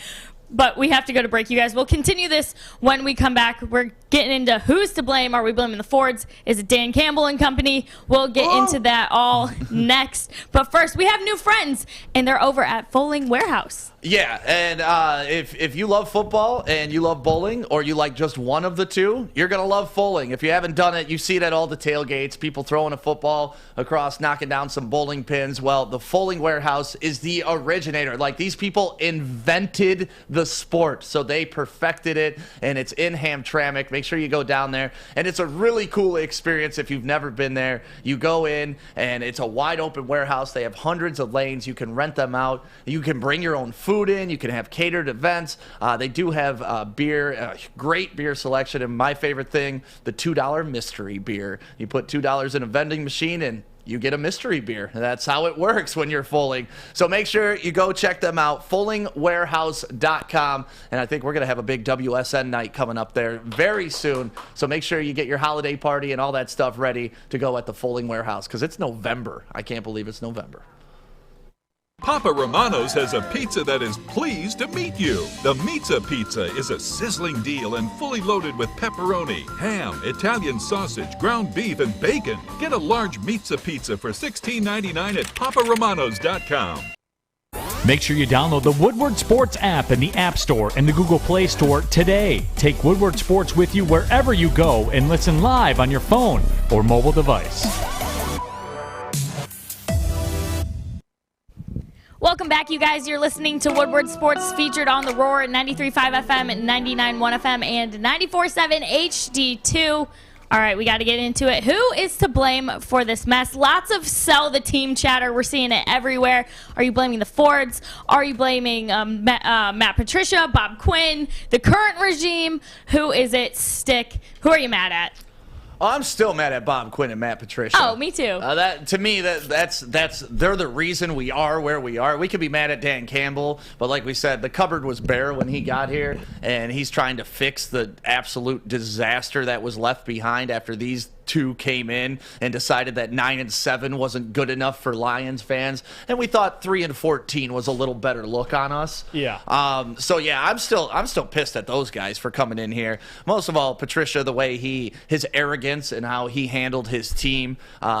Quinn firing the best coach in Lions history in Jim Caldwell in order to bring on his buddy that used to sit in the back of film rooms with him at the Patriots, and if you believe what you hear, they had that planned out. Like, hey, if I ever get a job, I want you to come as GM. Hey, if I'm ever GM, I'm going to hire you as head coach. And that's exactly what happened. And buddy ball never works. It doesn't work in business. It doesn't work on the football field. It doesn't work in entertainment. It doesn't work anywhere. You can't just hire your friends and think, oh, they're my friends, we're going to be good. That's not how it works. You have to find the very best people for the job. And Bob Quinn wasn't about that life. He looked at Jim Caldwell. He was like, you know what? You're 9-7. That's probably the best floor that the Lions have ever had for consecutive seasons, and I want you out of here because I got this guy that's going to come in and totally reinvigorate this culture and treat everybody. We're going to practice outdoors when our game's indoors. He's going to ride around on four-wheelers. He's going to, embarrass players and go at their manhood in the locker room. He's going to trade away Diggs. He's going to trade away Slay. He's going to trade away everything good that was built up for him because it wasn't his, and 9-7 isn't good enough. So, yeah, we can be mad at Dan Campbell all we want. We can be mad at Sheila Ford-Ham. The only thing I really can hold against Sheila is that she told them they had a win-now mentality, and that's why we drafted Okudah. You can't tell a lame duck head coach, hey, you got to win now, because then they're not really going to plan for 2-3 years down the road, which we could have Justin Herbert or a Tua just riding the pine right now or ready to go in right now. So really, I'm throwing it back one regime before this, kind of like you do with a presidency. The first year of the presidency, that's all on the last president, essentially, right? And that's what I'm doing. Bob Quinn, Matt Patricia, I still blame you for what's going on with the Lions today. Yeah, no, I honestly agree with you. I think part of it, you got to throw Sheila Ford in there just for, she's the ownership. She's the green light for all these decisions. So there is partial blame, but Bob Quinn and Matt Patricia, the minute you fired Jim Caldwell prematurely. I'm not saying Jim Caldwell was the future, but it was premature. We can all agree there. 9-7. You wanted higher standards, and you never got close to that win total since. So there's a price to pay. All right, there is always a price to pay, and their price to pay was letting go of Jim Caldwell, essentially losing that locker room, trading away Slay, Diggs, letting a lot of guys go, and drafting a corner at number 3 overall. Like to Stick's point, we tell him to win now. When Justin Herbert, you knew Matthew Stafford, there's an idea he was already kind of on his way out. He was 1 foot out, 1 foot in, and you take Jeff Okudah, number 3. And it's not even just about taking a corner. It's taking that corner at number 3. You took Jeff Okudah, number 3, higher than Deion Sanders, higher than Charles Woodson, higher than a lot of guys. Like, it's unheard of to take a corner that high. Even Jeff Okudah at Ohio State, like, the only positive thing I can really say about Jeff Okudah was he never got any PI calls. So that was good about Jeff Okudah. But it is Bob Quinn and Matt Patricia. When you're 10 yards away from the guy you're supposed to be covering, you're never going to get a PI call. So, exactly. So it is, but it's Bob Quinn, his horrible decision-making all around. The only thing I could say is you found Kenny Galladay, but then you let him go anyway. So it didn't matter. Matt Patricia ruining the morale of this team and setting us back. I think Dan Campbell, if they were just competent, and we can argue the Fords, and they need to be competent as well, but if Matt Patricia and Bob Quinn were at least just competent and they were able to just be mediocre, and let's say we still fired them, and the team was still kind of intact, Dan Campbell wouldn't be in such a toilet bowl like he is now. The guy has the odds stacked against him because of what Matt Patricia and Bob Quinn did. You can blame the mediocrity of the franchise in the Fords all you want, but the biggest impact was the last for 5 years, and it's a lot of stuff's happened over the last course of a couple years, and you could, the Jeff Okudas of the world, the Jelani Tavais of the world in the second round, and there was a whole list of bad decisions. And I'm not going to sit here and say Jim Caldwell should be our head coach right now. I don't know, but we can agree that he was fired prematurely. He was fired too early. You don't fire a guy when you're a mediocre franchise and you go 9-7, 9-7. You haven't sniffed anywhere close to that since. I mean, you had 6 wins with Matt Patricia. That was your peak. And that was the year that Sam Darnold beat us. So, you know what? It's those two. Throw the blame on top of them. Sprinkle them, the blame all over them. But 9-7 isn't good enough for us. And 9-7 will never get you to a Super Bowl.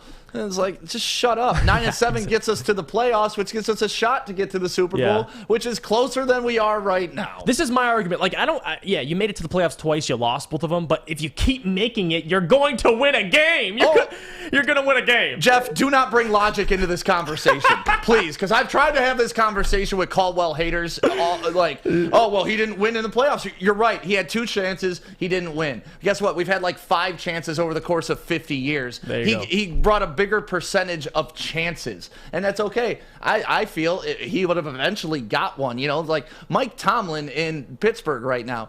How's Pittsburgh looking? Is Mike Tomlin a bad coach? No, he's not a bad coach. He's a 2-time Super Bowl winning coach. But he lost last year to the Browns. Like, just shut up. Just shut up and accept greatness when it's right in front of you and quit looking beyond it. Yeah, that's spot on. And you know what? I argue with Adam about this. I get, as a Lions fan, you want to sit up here and say, I don't want to accept mediocrity. 9-7, 9-7 is mediocrity. That's not mediocrity. We don't deserve anything other than that. What have we been sticking? You know this better than anybody. Like 9-7, 9-7, you fire the guy.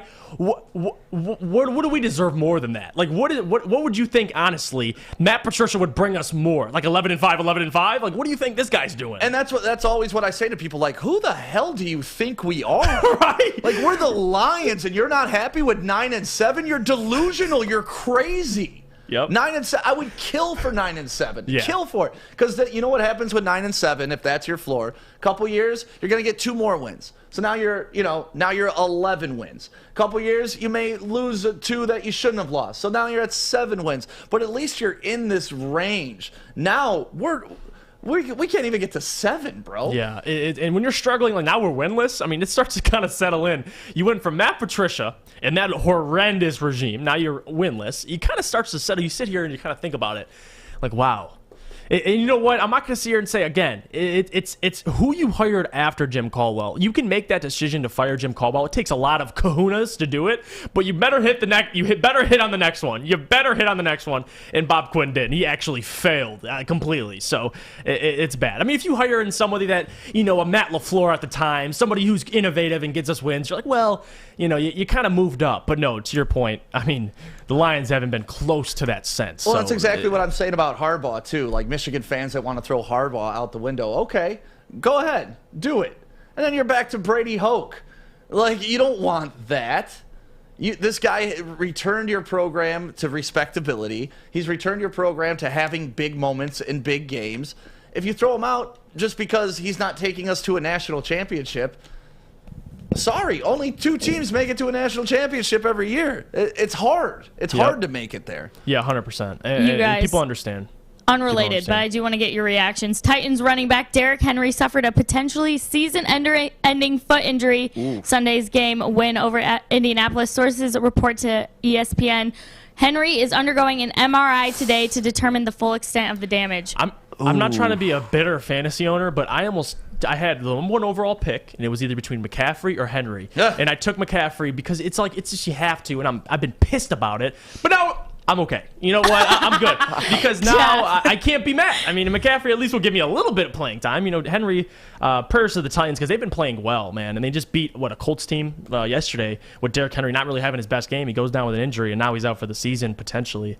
That was a great game too against the Colts. It was a great game. But you know what? Fantasy owners with Derrick Henry, I pray for you. You were wondering what Derrick Henry's Achilles heel was going to be. Like that guy can't run that hard, that long, and be that big and that physical without an injury, and he's done it up until this point. So I mean, the fact that he's done it this long is pretty amazing. So, but that hurts. That hurts, man. You hate to see the league's leading rusher go down. Yeah, especially after people said, after his 2,000-yard season, he's gonna get worse. Yeah. And then he's on pace to essentially do the same thing. Prayers to him, man. Prayers to him.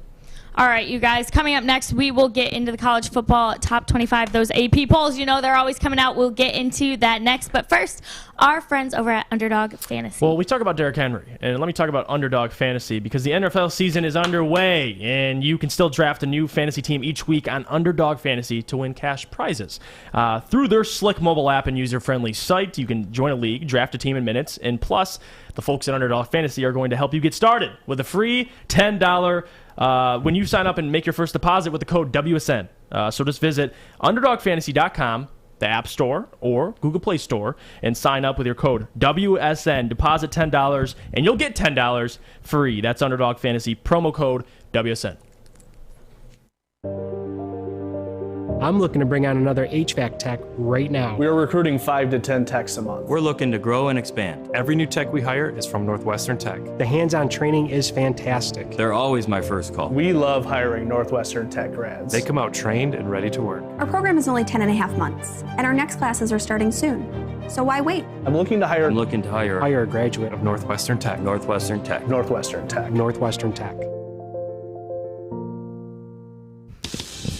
Welcome back, everyone. Thanks so much for spending your morning with us right here on the Morning Woodward Show.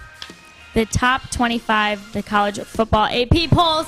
Let's get into it. I'm going to start at 10 because 25, too low. 10, we've got Michigan. They fell from 6 all the way to 10 after losing to Michigan State at number 9. We've got Wake Forest. You guys know I've been rooting for them all year to take that ACC. At number 8, Notre Dame, they beat UNC this weekend. Great game. We love a night game Irish! at Notre Dame Stadium. Beautiful, beautiful stuff. My parents were there. Touchdown, Jesus. Let's go. All right. At number 7, we've got Oregon. I'm used to saying Oregon, Ohio, and then I say Oregon. 7. At number 6, Michigan State taking place of Michigan. They've moved from 8 to 6 now. At number 5, we got Ohio State. Number 4, IO. Oklahoma. Number 3, we've got when you do that. Bama. Go Bucks. Number 2, we've got the Bearcats, Cincinnati. And at number 1, Stafford's old team at Georgia.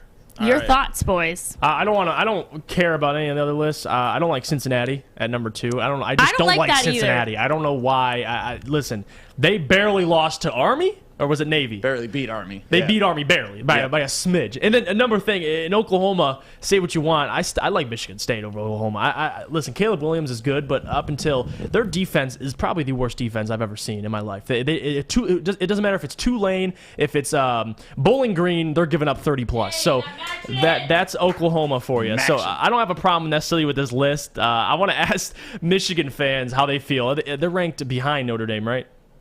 They're ranked behind Notre Dame? Yes. Correct, by 2. Oh, wow. Yeah, Adam, good thing he's not here. He'd be pulling his hair out if he saw it. But I know, I don't want to get in a fight with Adam about Notre Dame now. Listen, Notre Dame being ranked in front of Michigan, I don't know about that. I think Michigan's better than Notre Dame, but they did suffer that loss. They're both 7-1, so it's either way. But I don't have a problem. I mean, my top 3 does not change. I still have Georgia, Alabama, and Ohio State. I mean, that's my top 3. Cincinnati, you go to the bottom. All right, you're top 5, top 6. I like Luke Fickell. I like what he's doing, but I'm not sold on them yet, even though they're undefeated. I think they've been skimming by some teams. But other than that, I don't have a problem. It's good for Michigan State, though. Mel Tucker, this team, man, I mean, we predicted what? I said 7 to 8 wins this year, and he's undefeated. He's already hit the win total at 8, and he's top 5 in the country. Kudos to him. I mean, that's a great job he's doing over at Michigan State. So I don't have a problem with any of these rankings, just a couple of them. Just Cincinnati. Yeah, screw you guys. I'm happy Michigan didn't fall out of the top 10 because I do think they're still worthy of being a top 10 team. Definitely. I mean, they went on the road against a great team and they lost in the 4th quarter. So they pretty much had their way through the first 3 quarters of that game. I don't see how you can drop Michigan even further than the top 10. And it still gives them a little chance to work their way back up. Like, that's the weird thing about college football. Sometimes you want the loss a little earlier than later. Right. Because you have time to make it it up in the rankings. So I don't mind Michigan there. It's interesting, though, because the other poll that I saw had Michigan State above Ohio State. Michigan State was 5, Ohio State was 6. So they just kind of flip-flopped in the AP. But I'm looking forward to that game now. Michigan State, Ohio State, that is going to be a bunch of dogs going at each other. Yeah. And that game should decide who from the Big Ten goes to the national championship 2 games. I apologize. The one I read right now was the coaches poll. This is the AP top 10. 10 is Wake Forest. Okay. So we're on the 9 same is one. Michigan. 8 Notre Dame, Oregon, Ohio State, Michigan State. There it is. Michigan State over Ohio State. Yep. Okay. Oklahoma, So that's the Bama, poll I saw. Cincy. That's the poll I saw. and they're You saw the undefeated. AP. I read the coaches. My bad. They're undefeated. I mean, Ohio State had that early loss, to your point. I mean, it's better to lose early because they lost to Oregon, and they've been winning ever since. Now they're top 6 still. So Right. they got to get some more wins, and that's going to be – is it in Ohio State, I believe, right? When Michigan State takes them on. I think it's in Ohio. I think so because Michigan's home. Yeah, Yep. so man, it's gonna be a good game. I think Ohio State wins. Listen, as much as I love State and what they're doing, I think Ohio State is just the next level up, just slightly. I mean, they've shown they're vulnerable, obviously against Oregon, but we'll see if Michigan State can play. Because I don't know if we'll have Naylor. Naylor went out with a hand injury in Michigan. I don't know how long he'll be out, but how do you feel about Cincinnati and Oklahoma being in the top 5? I got to address some idiots in the chat right now. What's going on? Of course you never want a loss. Like, what kind of stupid-ass comment is that? I said if you do take a loss, you want it earlier in the... Of course you want to go undefeated. Like, Come on, what type Jack. of people think that I'm sitting up here saying, oh, losses are good? No, that's not what I said. Listen. Just listen. Use your brain and Welcome listen. to the Morning Woodward Show. My Yeah, goodness. welcome. Oh, you never Did want you a forget loss. what it was like, Stick? Come on now. Of course you never want a loss, Yeah. but if you do take one, like to Jeff's point, you want it like Ohio State took it because now you got the rest of the season to prove yourself and build your way back up there. To Cincinnati, I think even if they win out, they got to do it in such impressive fashion to where they may still get left out of the top 4 because they don't have that strength of schedule. And if you're Michigan State, let's take Michigan State, for example, and you go through and you run the gamut and, you take Penn State, you take Ohio State, you beat Michigan, there's no way an undefeated Cincinnati team should beat even a 1-loss Michigan State team if they have all those wins on the record. 100%. No way. Like I would bet my life that Cincinnati, they could be undefeated all they want. If Michigan has 1 or let's say 2 losses, let's just say they lose twice and they were to face, I still got Michigan winning that game. I don't give a damn. Cincinnati, I smell, you could smell BS, like where there's smoke, there's fire type of thing. There's smoke, a whole lot of smoke over in Cincinnati. So I don't know how that's going to work out, but that's the only problem I have. It's just the Oklahoma and the Cincinnati in the top 5. I mean, they've earned it, but have they? Have they really? Like, if you look at their strength of schedule and who they've beaten, listen, if Michigan State or Michigan's 9, if they played Army, beat the brakes off them. They would absolutely beat the brakes off them. So the ranking, I mean, take it with a grain of salt. I mean, like you said, but it's going to be interesting how these teams fold out near the end of the year because you got Michigan and Michigan State both versing Ohio State. Do you think Georgia's legit? I think they are. I mean, listen, they call them RBU. I think they run the ball. They play good defense. I mean, they're not going to necessarily kill you with the quarterback play, but they do so many other things well that they kind of deserve to be number 1. I mean, I think that the game 1 win against Clemson kind of like had everyone like, whoa. Right.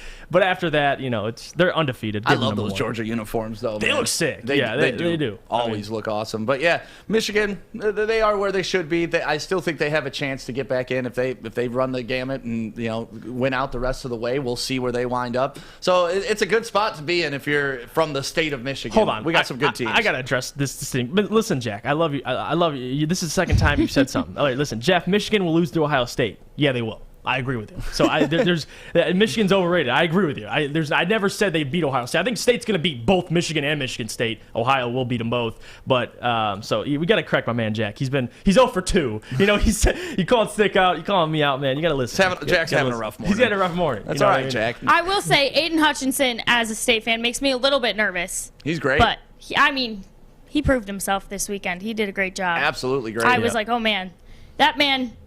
He can be an issue. He is a problem. he is a problem. Yep. But Stick, no huge issues here with the rankings. No, not really. And at this stage in the season, like this is the first time they've come out, and I don't panic with the college rankings because it doesn't really matter till the last week of the season. honestly, because strength of schedules haven't developed for everybody and the way they measure it out. We're going to see a ton of flip-flopping in the next, 4 or 5 weeks. So, yeah, this is the first poll that came out. It is what it is. It's not the final poll. Yeah. Well, Stick, I know you mentioned earlier you didn't have a dog in the fight over this weekend, but I guess I don't know this about you. Do you have a college football team that you really cheer for? No? St. Mary's. Wow. I cheer for Orchard Lake St. Mary's, my high school. I root for them.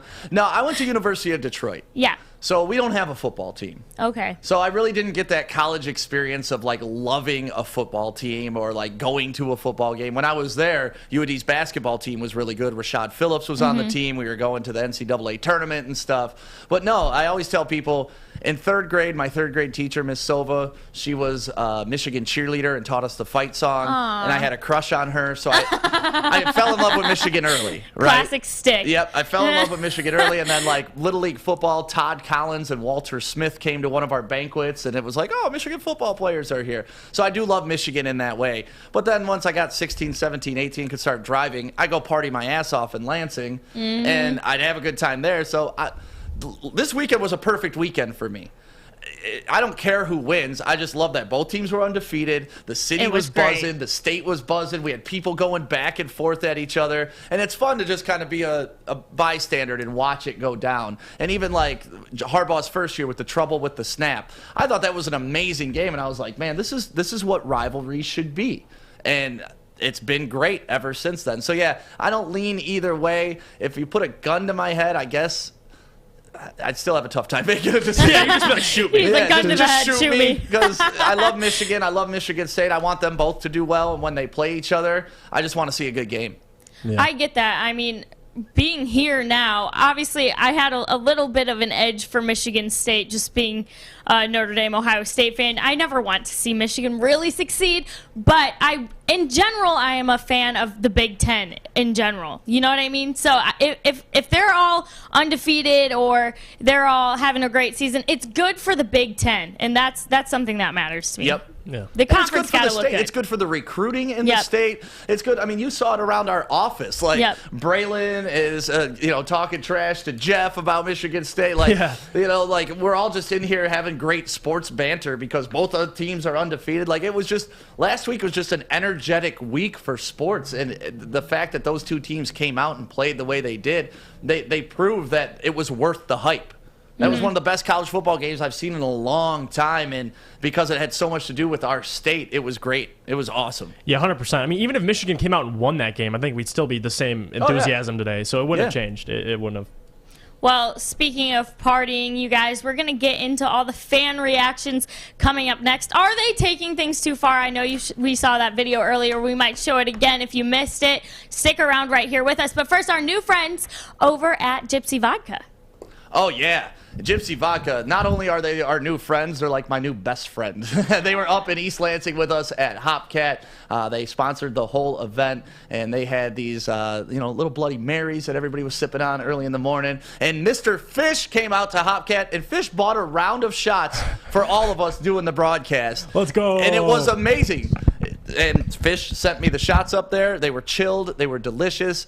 And if you haven't tried Gypsy Vodka, make sure you do it. It's so smooth. It's like water. Honestly, if you want to go watch the pregame show and you could see my face, didn't even have to make one. It was just nice, smooth, cold vodka, delicious. And I got the nice little rosy red cheeks because that's what happens because I'm Irish. And, make sure you pick up Gypsy Vodka. Local guys, they both Michigan State alumni. They're twins, Adam and Mike. So pick up a bottle today and make sure you drink responsibly. Hi, I'm David Hall from All Financial. With historically low interest rates and 5-star service, you could pay your mortgage off faster without increasing your monthly payment. Get started now at 248-308-5000 or chat with us online. Call hallfirst.com. Make sure you download the Woodward Sports app in the App Store and the Google Play Store today. Take Woodward Sports with you wherever you go and listen live on your phone or mobile device. Welcome back, everyone. Like I said, we're getting into all the fan reactions from this weekend. We can't show it because the man sweared, but Stick, you can see it on Stick's Twitter. Yeah, go to my Twitter, see it. Go to Stick Radio. Yes, go to Stick's Twitter, check it out. Stick almost got his booty beat yesterday. Wait, no. He got threatened. He got threatened. Thank you. Sorry. Yeah. The Stick was towering over the man. Stick wanted that smoke. He didn't care. But Stick, explain it to the people if they haven't seen it on Twitter yet. Yeah, so about third quarter, like I said, I was sitting in the brass rail because that's where we do the post game from. Every post game live from the brass rail downtown. We start at the 2-minute warning, and normally, during home games, you're not seeing people leave until like end of the fourth quarter. After the game, the streets are flooded. But literally about 3 minutes into the third quarter, you just start seeing droves of people leaving Ford Field. So I'm like, all right, I got some time. I got my phone. I'm just going to stand on the street corner, and while people ask me, I'm going to say, give me one word to describe the Lions. And unfortunately, the one word that everybody chose as profanity. Like, every word was profanity. A couple people said they sucked. A couple people said it was a rebuild. But then this one guy, he must have been very upset at their performance because he threatens to fight me. He's like, I'm going to beat your effing A. And I'm like, heck yeah. Okay. I say, okay. And he's like, no, seriously, get out of my face. And I say, okay. And I stay in his face. Nothing happens, obviously. But this guy, he definitely was feeling himself. I put the phone down, and he still kept running his mouth. We ended up being cool. By the time it was over, he ended up saying, oh, I'm cool, man. I'm cool. We good. But, yeah, the people leaving Ford Field yesterday were mad, angry, depressed, disappointed, saddened. I mean, I could keep going, but just the emotion that was coming out of these people yesterday, it was heartbreaking, really. Listen, the people that stayed in Ford Field, though, through the entirety of the game, Eagles fans, Lions, lots of Eagles fans there, by the way, but Fish and I saw it firsthand. The people that stayed were just laughing their asses off. I mean, we were having a grand old time. We were screaming, it's a rebuild. We were clapping it up for 0-17. I mean, we were having so much fun. Fish, your thoughts on the reactions of the game yesterday? I mean, it makes sense. I mean, they're angry that they're 0-8. That should have been the game we should have won, and they didn't win. So hey, Fish, I got to get your opinion because we haven't asked you. People are angry. We haven't asked you yet. They can't go 10-7 now. They cannot go 10-7. You're correct. It's out of the picture. Yep. What's your opinion on that?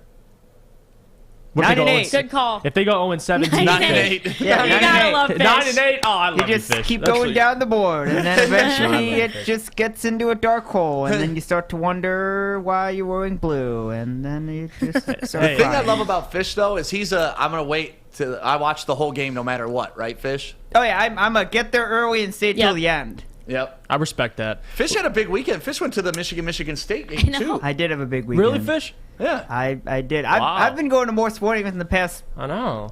two months than I've been in the past 4 years. Fish, you're basically an insider now. Like, you're going to all these different events. Corey Woods out. better watch out. I mean, Corey Woods. Corey Woods' job is safe. He's fine.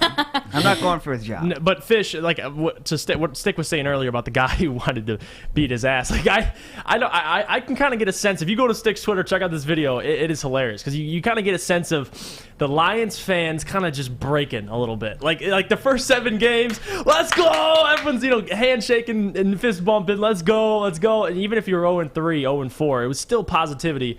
After that loss, to just kind of put the cherry on top. I mean, we're 0-8, and you lose like that. Oh my God, I'm surprised you didn't get murdered out there, Stick. These people were pissed off, and you saw the guy. Like, even when they were coming, if you see the video, people are like, this or saying all these words, and you see the guy just wasted, just.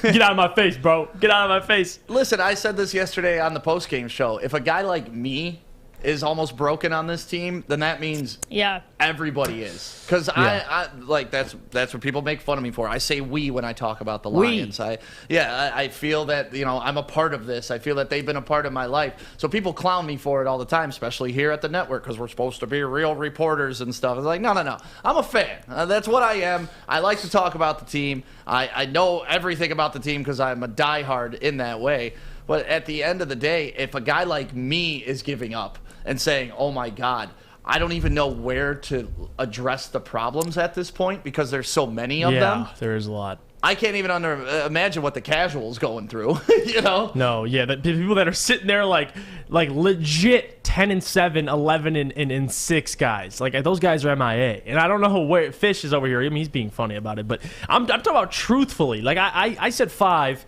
I don't even know if 5's possible. I said 8 and 9. But that's not. That's a losing record. I was like, I said 5 too, Jeff. And to me, I said this yesterday as well, the 5-win people are similar to the 8-win people. It's the same. I mean, like, everybody's wrong at this point. We're far off. Unless you had them at 0, you're not trending to be right. So everybody that's like, oh, you said this, is like, nobody's been right. Even if you had 3 wins at this point, you still look wrong. Yeah. Honestly. Honestly, it's exactly right. Like, Adam, I think Adam said 5, and Adam we're looks both stupid. wrong. Yeah, we're all wrong. I said 8, I look stupid. Yeah. Like, anybody who had We're them all winning dumb. any game at this point looks stupid. Trying to justify who had more wins and who didn't is just like, I don't know. Right. We're all wrong. At the end of the day, Lions are probably going to have the number 1 or number 2 pick. And these people all right here are going to be rejoicing. In that video that you can see on Six Twitter, it's hilarious. They're all going to be rejoicing at the draft when they take the best player of the draft. But until then, people are going to be ticked off, and I don't blame them. And with the number 1 pick, the Lions select Thibodeau out of Oregon. Can't wait. I Can't wait, mean, man. there were a few rows in front of us. The bags were out. We had 2 guys sitting by us.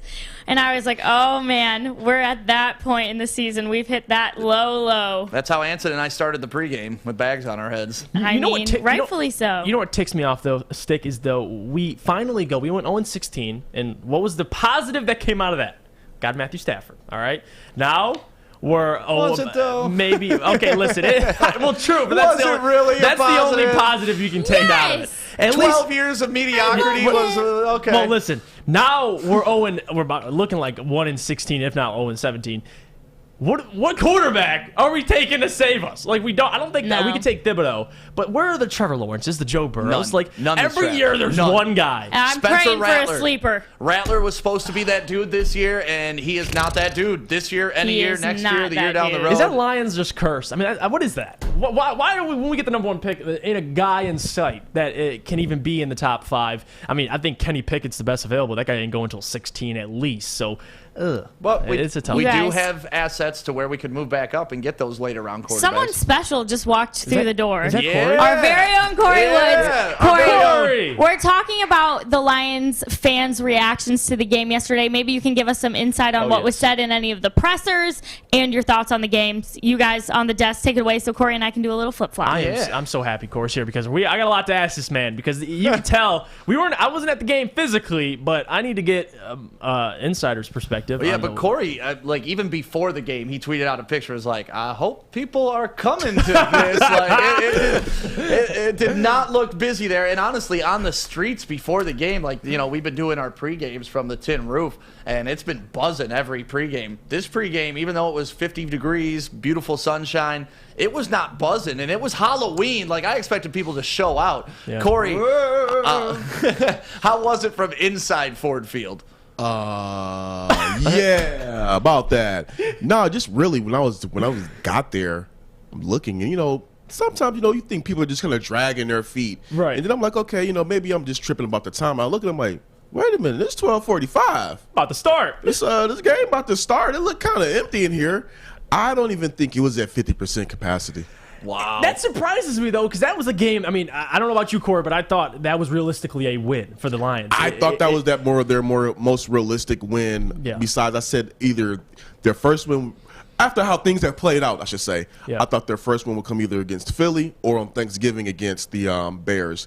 Didn't expect them to get slapped like that yesterday. I don't think anybody did. I want to ask Corey about the press conference after, because you heard Dan Campbell. He said, again, like, listen, it's on me. I've been out-coached. Do you think that's him taking the blame, or do you think that's more so him just admittingly saying, listen, I've been out-coached multiple times. Like, I'm learning this. I'm still getting used to this. I think it's him taking flame to a fault and not necessarily knowing how to properly articulate himself in that situation, because if you really mean that, that's scary because you said that for the second time in 3 weeks. So I think it's just him taking the blame for his players who have fought. And it's admirable. It's admirable, but the message is getting a little bit old and a little bit mundane. But I just think in that instance, that's all it was. Can't take it too much.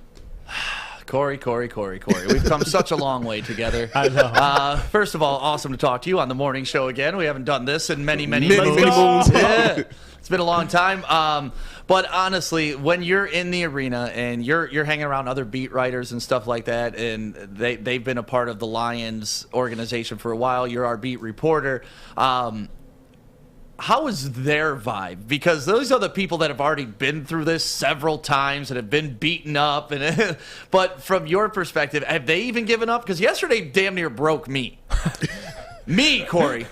I think it kind of broke everybody because, you know, a lot of those guys have been covering the team 6, 7, 9 years. This is my, you know, first year in. So I've been able to have conversations with them and kind of get, you know, the temperature and the climate of what it's like covering the team. And I think even yesterday, just off of not just of the score, but how they played from start to finish, I think even the writers were just like, all right, I'm tapped out. Yeah, and what do you write? And what do you report? I mean, you're like I said, this is your first year. Are you running out of content? Because Madsen and I felt like we were repeating ourselves for the 8th time on the postgame. It's funny you mentioned that because that is kind of what I want to come here and talk about. Because I was talking to another beat writer, don't want to mention who, but it was just a conversation of like, hey, man, if I were you, see if you can write some other stuff on top of the lines. Yeah, it's more work, but at least you get a break of some sanity to be able to write about something different, you know, maybe something positive. Talk about the Pistons, talk about, you know, college football. And I'm like, you know what? That's not a bad idea. Oh man, so because I'm running out of ways of just trying to describe what is going on. I mean, we all see it. Right. And especially after this last game, how do you describe that? Like, they were bad. They were bad. Where were they bad? Everywhere. Okay. Now what? You know? I mean, and I have to go back and check the stats just to make sure, but this is how bad it was. Jared Goff was sacked more times than he threw a pass to a receiver that caught it. He got sacked 4 times. I think Amon-Ra finished with 3 receptions. Jesus. Yeah, you're right. Other than T.J. Hawkinson, he had 3 receptions. So, oh my God, we can agree that they lost the battle in the trenches. Offensive line, defensive line. They couldn't stop the run. They couldn't protect Jared Goff. I mean, Jared Goff got mauled numerous times. You know, people want to say he can go ahead and he could have threw the ball away, you know, a little bit quicker, got the ball out quicker. But there were to that point, there were some times where Jared could have got rid of the ball quicker. But there were other times where as soon as he snapped, they're already up on him. They were already up on him. No, he had to run like 16 yards backwards because the pocket was collapsing like this. Yeah, and it's not like he had any holes to escape the pocket either. It was just a slow turnaround, so he had to run backwards to get out of it. That line play was awful. What did Jared Goff say about the throwing it out on 4th down? What was his excuse for that? His excuse was that it was a physical thing, like he was not actually trying to throw it out of bounds. So. All right. I don't know. A physical excuse? Like, yeah, that was it. Like I mean, I think I dropped. I don't know if I dropped the quote in there or not, but if not, I'll drop it in there for the other shows. But yeah, he said it was physical, not mental. You think that's him? So he's that far off where he wants to throw the ball? Like I would have rather just been a mental gaff. Yeah, tell me that. Be like, oh, I had a brain fart. Oh, okay, that happens. You have 300-pound men chasing after you. I can understand. No, I was aiming here, but threw it on telegraph. Like, what are you doing? Yeah.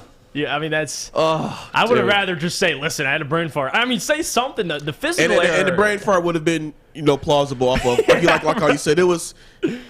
He was running for his life out there. Right. That's all you got to say. Hey, I was under duress all day long. The clock was sped up in my head. I just, I lost track of the down. I accidentally threw it out of bounds. I shouldn't have done that. But no, physical? What does that mean? Is it admittingly saying he sucks? Is that another way of saying I simply cannot throw the ball? I was aiming here, but I it went that way over there. The wind in the closed arena was just absurd. But no, it was crazy. I mean, Corey, you got to witness it. That was definitely the ugliest loss of the season. And you know what? I'm continuing a bad streak here because since I covered 2 games last year, I have yet to cover a win. True. You're cursed. Stop, Corey. Stop now. You're ruining it for all of us. Yeah. Man, I don't know. Maybe I should go a week and not do anything. That would be interesting if that happened, though. I think everybody, fans, players, coaches, everybody needs this bye week. Yeah. Like, honestly, I'm spent. I need this bye week so I can, regain some fandom.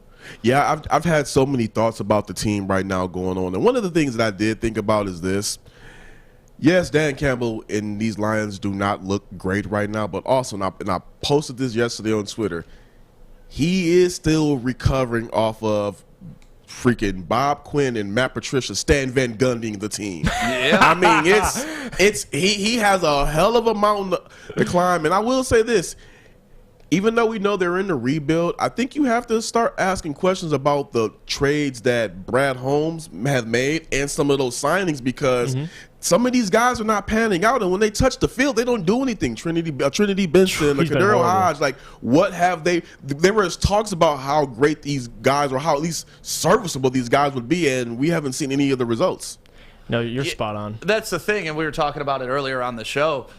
This team was bad to start the season. The roster wasn't good, but they've done nothing to improve it, and we've lost key pieces. Like, we've lost Tyrell Williams. We lost Quintez Cephas. Right. We've lost Ragnow for a lot of the season. I don't even know if we can say we lost Tyrell Williams. We didn't even get enough of him to lose, right? But where's the help? Yeah. Where does it come from? And I get, we're a young team, so it's like, okay, we don't necessarily have to go out and get one. Tyrell Williams is injured. Okay, this is Cephas' time to step up. And I didn't mind that. We didn't have to go try to get another new number one. But when Decker's going down, Ragnow's going down, Okwara's going down, Cephas is going down, Williams is going down. Kuda's already down. Kuda went out. Iffy. Iffy's out. Was big too. Yeah. Eventually, you got to go find another cornerback from somewhere and a name, please.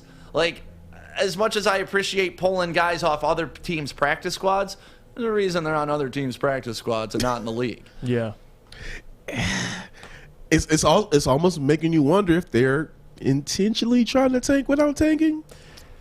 I mean, you're not. It's hard because the thing is there have been pieces out there that other teams have went out and got and have helped their roster. So did those guys did they try to go after those guys and they turned down the Lions, or I don't know what. Just saving money. Just saving money. I want to know how the media is with Dan Campbell now, because listen, the first 5 games, I'm sure like the media is just asking him like, does it pick up? Does it start heating up now? Like the guy's 0-8. Do they start asking a little harder questions? Like you start asking Dan like, listen, you've been out coached. Like is it all just strictly the same old like he's giving the same responses, or are people getting a little more? I don't know how to say it. I know what you mean. Yeah. The temperature is coming up, not as much, because I think a lot of people do understand what he's dealing with, but with the way they're losing games, it is starting to come up like, hey, do you think you're losing the locker room? Hey, do you think your message is still hitting home? And, I don't know if we have those quotes, but he did, speak on that. And he said that he doesn't feel that he's losing his locker room just yet, but he does feel like, he's going to take this week to reevaluate whether how to tweak his message to make sure that it hits home with the players. But he spent everything. Like I feel like all his cards are played. Like he's been the authoritative figure. Yeah. He's been the nice guy. He's jumped on the grenade. He's made the excuse. He's cried. Like what other emotion can you bring out to try to get these guys motivated? I really don't know, and I think that is a lot. We have to look at a lot of what Tracy Walker and Michael Brocker said yesterday. They said, hey, the coach. Both of them basically said it in different ways, that the coaches can't want it more than us. Yeah, the coach can throw. They can throw the playbook out there all they want, but it's up to us to go out there and go make the plays. And at some point, I mean, the players got to play. We know it's a bad roster, but they got to go out there and go make some plays. And I like a lot what Tracy Walker had said, because he said, you could say it's us. You said that us as far as the defense. Yeah. You can say it's the special teams. You can say it's offense. It's a collective effort that we are not going ahead and getting this done. But that's also what's very scary. Yeah. Is that it's not like, oh, we just need to fix the offense, we'll be fine. It's no, we need to fix everything. Everything but Jack Fox needs to be fixed. Oh, yeah. That's it. Punt God is safe. Yep. I mean, you know what? A couple of years ago, we took disrespect that when I think ESPN said that Jack Fox was the best player on the Lions, kind of looking like they were spot on right now. Not too crazy. Not too crazy. But you made a good point. I mean, the Lions, especially this year, they're playing bad on all sides of the ball, but it's the reality of the situation, and it's going to be interesting. I think their other win could come on Thanksgiving against the Bears. But let's hope it does. Let's hope it does. Well, Corey, our beat reporter for the Lions and potentially something else soon, because he needs something else to write about. Thank you for coming on this morning with us. Always appreciate your insight and everything. Sir. Appreciate you, Corey. Jeff, why don't you tell us how you get that beautiful mop on top? Oh, listen, I could tell you. And we go to Lady Jane's because they take care of everybody. They're open 7 days a week. And you know what? Let's be honest. We like simple stuff. We like football 5 days a week. And we like things uncomplicated. And like Lady Jane's Haircuts for Men, you could walk in, sign in, sit sit down in one of these comfy chairs they got, watch your favorite sports teams on SportsCenter. Before you walk out, you're handsome and clean. Get to Lady Jane's, open 10 to 8, 7 days a week. It's wicked awesome. Tony is a third-generation logger that has a simple, practical approach to life and work. That's why his Coast DX342 knife is perfect for him. The stainless steel blade is rust-resistant and made for all-weather use. And the double roll-lock safety ensures that it will never inadvertently close when he doesn't want it to. That's why Coast is trusted tough. Welcome back, everyone. Thanks so much for hanging out with us right here on the Morning Woodward Show. There is something we can look forward to tonight, and that is Monday Night Football. The Chiefs taking on the Giants. You guys, I need Patrick Mahomes to play better. To be Patrick Mahomes? To just be better. To be the old Patty that we all knew and loved. He has taken quite the fall from grace in these past few games. But, Stick, your thoughts going into this Chiefs-Giants game tonight? It's panic time for the Chiefs. If they don't win this game, it's going to be a lot of trouble for them. I can't believe we're even having the conversation where the Chiefs may lose to the Giants. That's got to be at least a wake-up call to Kansas City. Patrick Mahomes hasn't been the Patrick Mahomes that you've discussed. Their defense has been damn near historically bad. But unfortunately, I don't see the Giants running through them at all. Booker is going to be what Booker is. Daniel Jones probably will get a rushing touchdown tonight, but without Saquon, I think Sterling Shepard is back, but they're still down Galladay. They're still down a couple other wide receivers. Kadarius Toney could be back tonight, and he's a fun guy to watch. If you haven't seen him play, he is kind of like a Tyreek Hill type player, so that's going to be something interesting to watch tonight. But yeah, it's got to be the Chiefs. And if it's not the Chiefs, I'm pressing the panic button if I'm a Chiefs fan. Yeah. Like they're almost got to go into rebuild mode after being in a Super Bowl last year, which is absolutely even insane to say that we're having this conversation that the Chiefs were in last place in their division. It's just crazy to me because I think we all predicted this team to be a dynasty. Honestly, like competing for the Super Bowl, at least winning a couple playoff games every year. But no, this is where we're at. We're talking about them maybe losing to the Giants on Monday Night Football. And you know what? I'm going to sit up here and I'm going to put the L on my forehead because I said the Chiefs would make the Super Bowl before the season. And my God, I didn't know their defense would be this bad. I mean, if you're a bettor, bet on the Giants to cover, but I think the Chiefs win. I think the Chiefs, like you said, it's about narrative. Me and Adam talk about this all the time. It's about narrative, and I think the Chiefs cannot afford to lose this game. I think it's in Kansas City as well. Patrick Mahomes, he's healthy. He's going to be playing, and it's really about if the Giants can, number one, get turnovers because Patrick Mahomes has been has been giving the ball away a whole lot the last couple weeks, the most of his whole career. So that's kind of the keys to the game. Can the Giants turn the ball over and actually get scores off of them? Because like you said, no Saquon. I mean, Booker's going to be what Booker is. I mean, he's probably going to get you 50, 60 yards, maybe a touchdown, maybe not. But it's really Daniel Jones. Can Daniel Jones not turn the ball over? And can he be efficient and kind of go tit for tat with Mahomes? And to that answer, probably not. But what I can say is I think the Giants will keep it close. I think the Chiefs win by, it could be a 1 score, 10 points. I wouldn't even be surprised if it was 2 scores. I don't think the Chiefs are going to come out here and blow them out, but I mean, the NFL is a league of possibilities, so you don't know. The Chiefs could absolutely run them over, but I think the Giants cover. And even without Galladay, I think Sterling Shepard gets a whole lot of catches. Evan Ingram, I know he's on the trade block. A lot of teams are looking at him, so it's going to be a great Monday night game. But the Chiefs will win. I think they're 3-4. They can't afford to go to 3-5. They have to start winning right now if they want to be taken seriously. Because after last week, that loss to the Titans. My God, you need to rinse your mouth out with soap after that one and hopefully get a win. Yeah, and it's a national televised game. It's got to feel like a little more like a big game to them. So hopefully this is the Chiefs' wake-up call. Like they got to win this game. If they don't, like you said, they're at 3-5, and I think we can all just write off the Chiefs, which is it doesn't even make sense when I say that.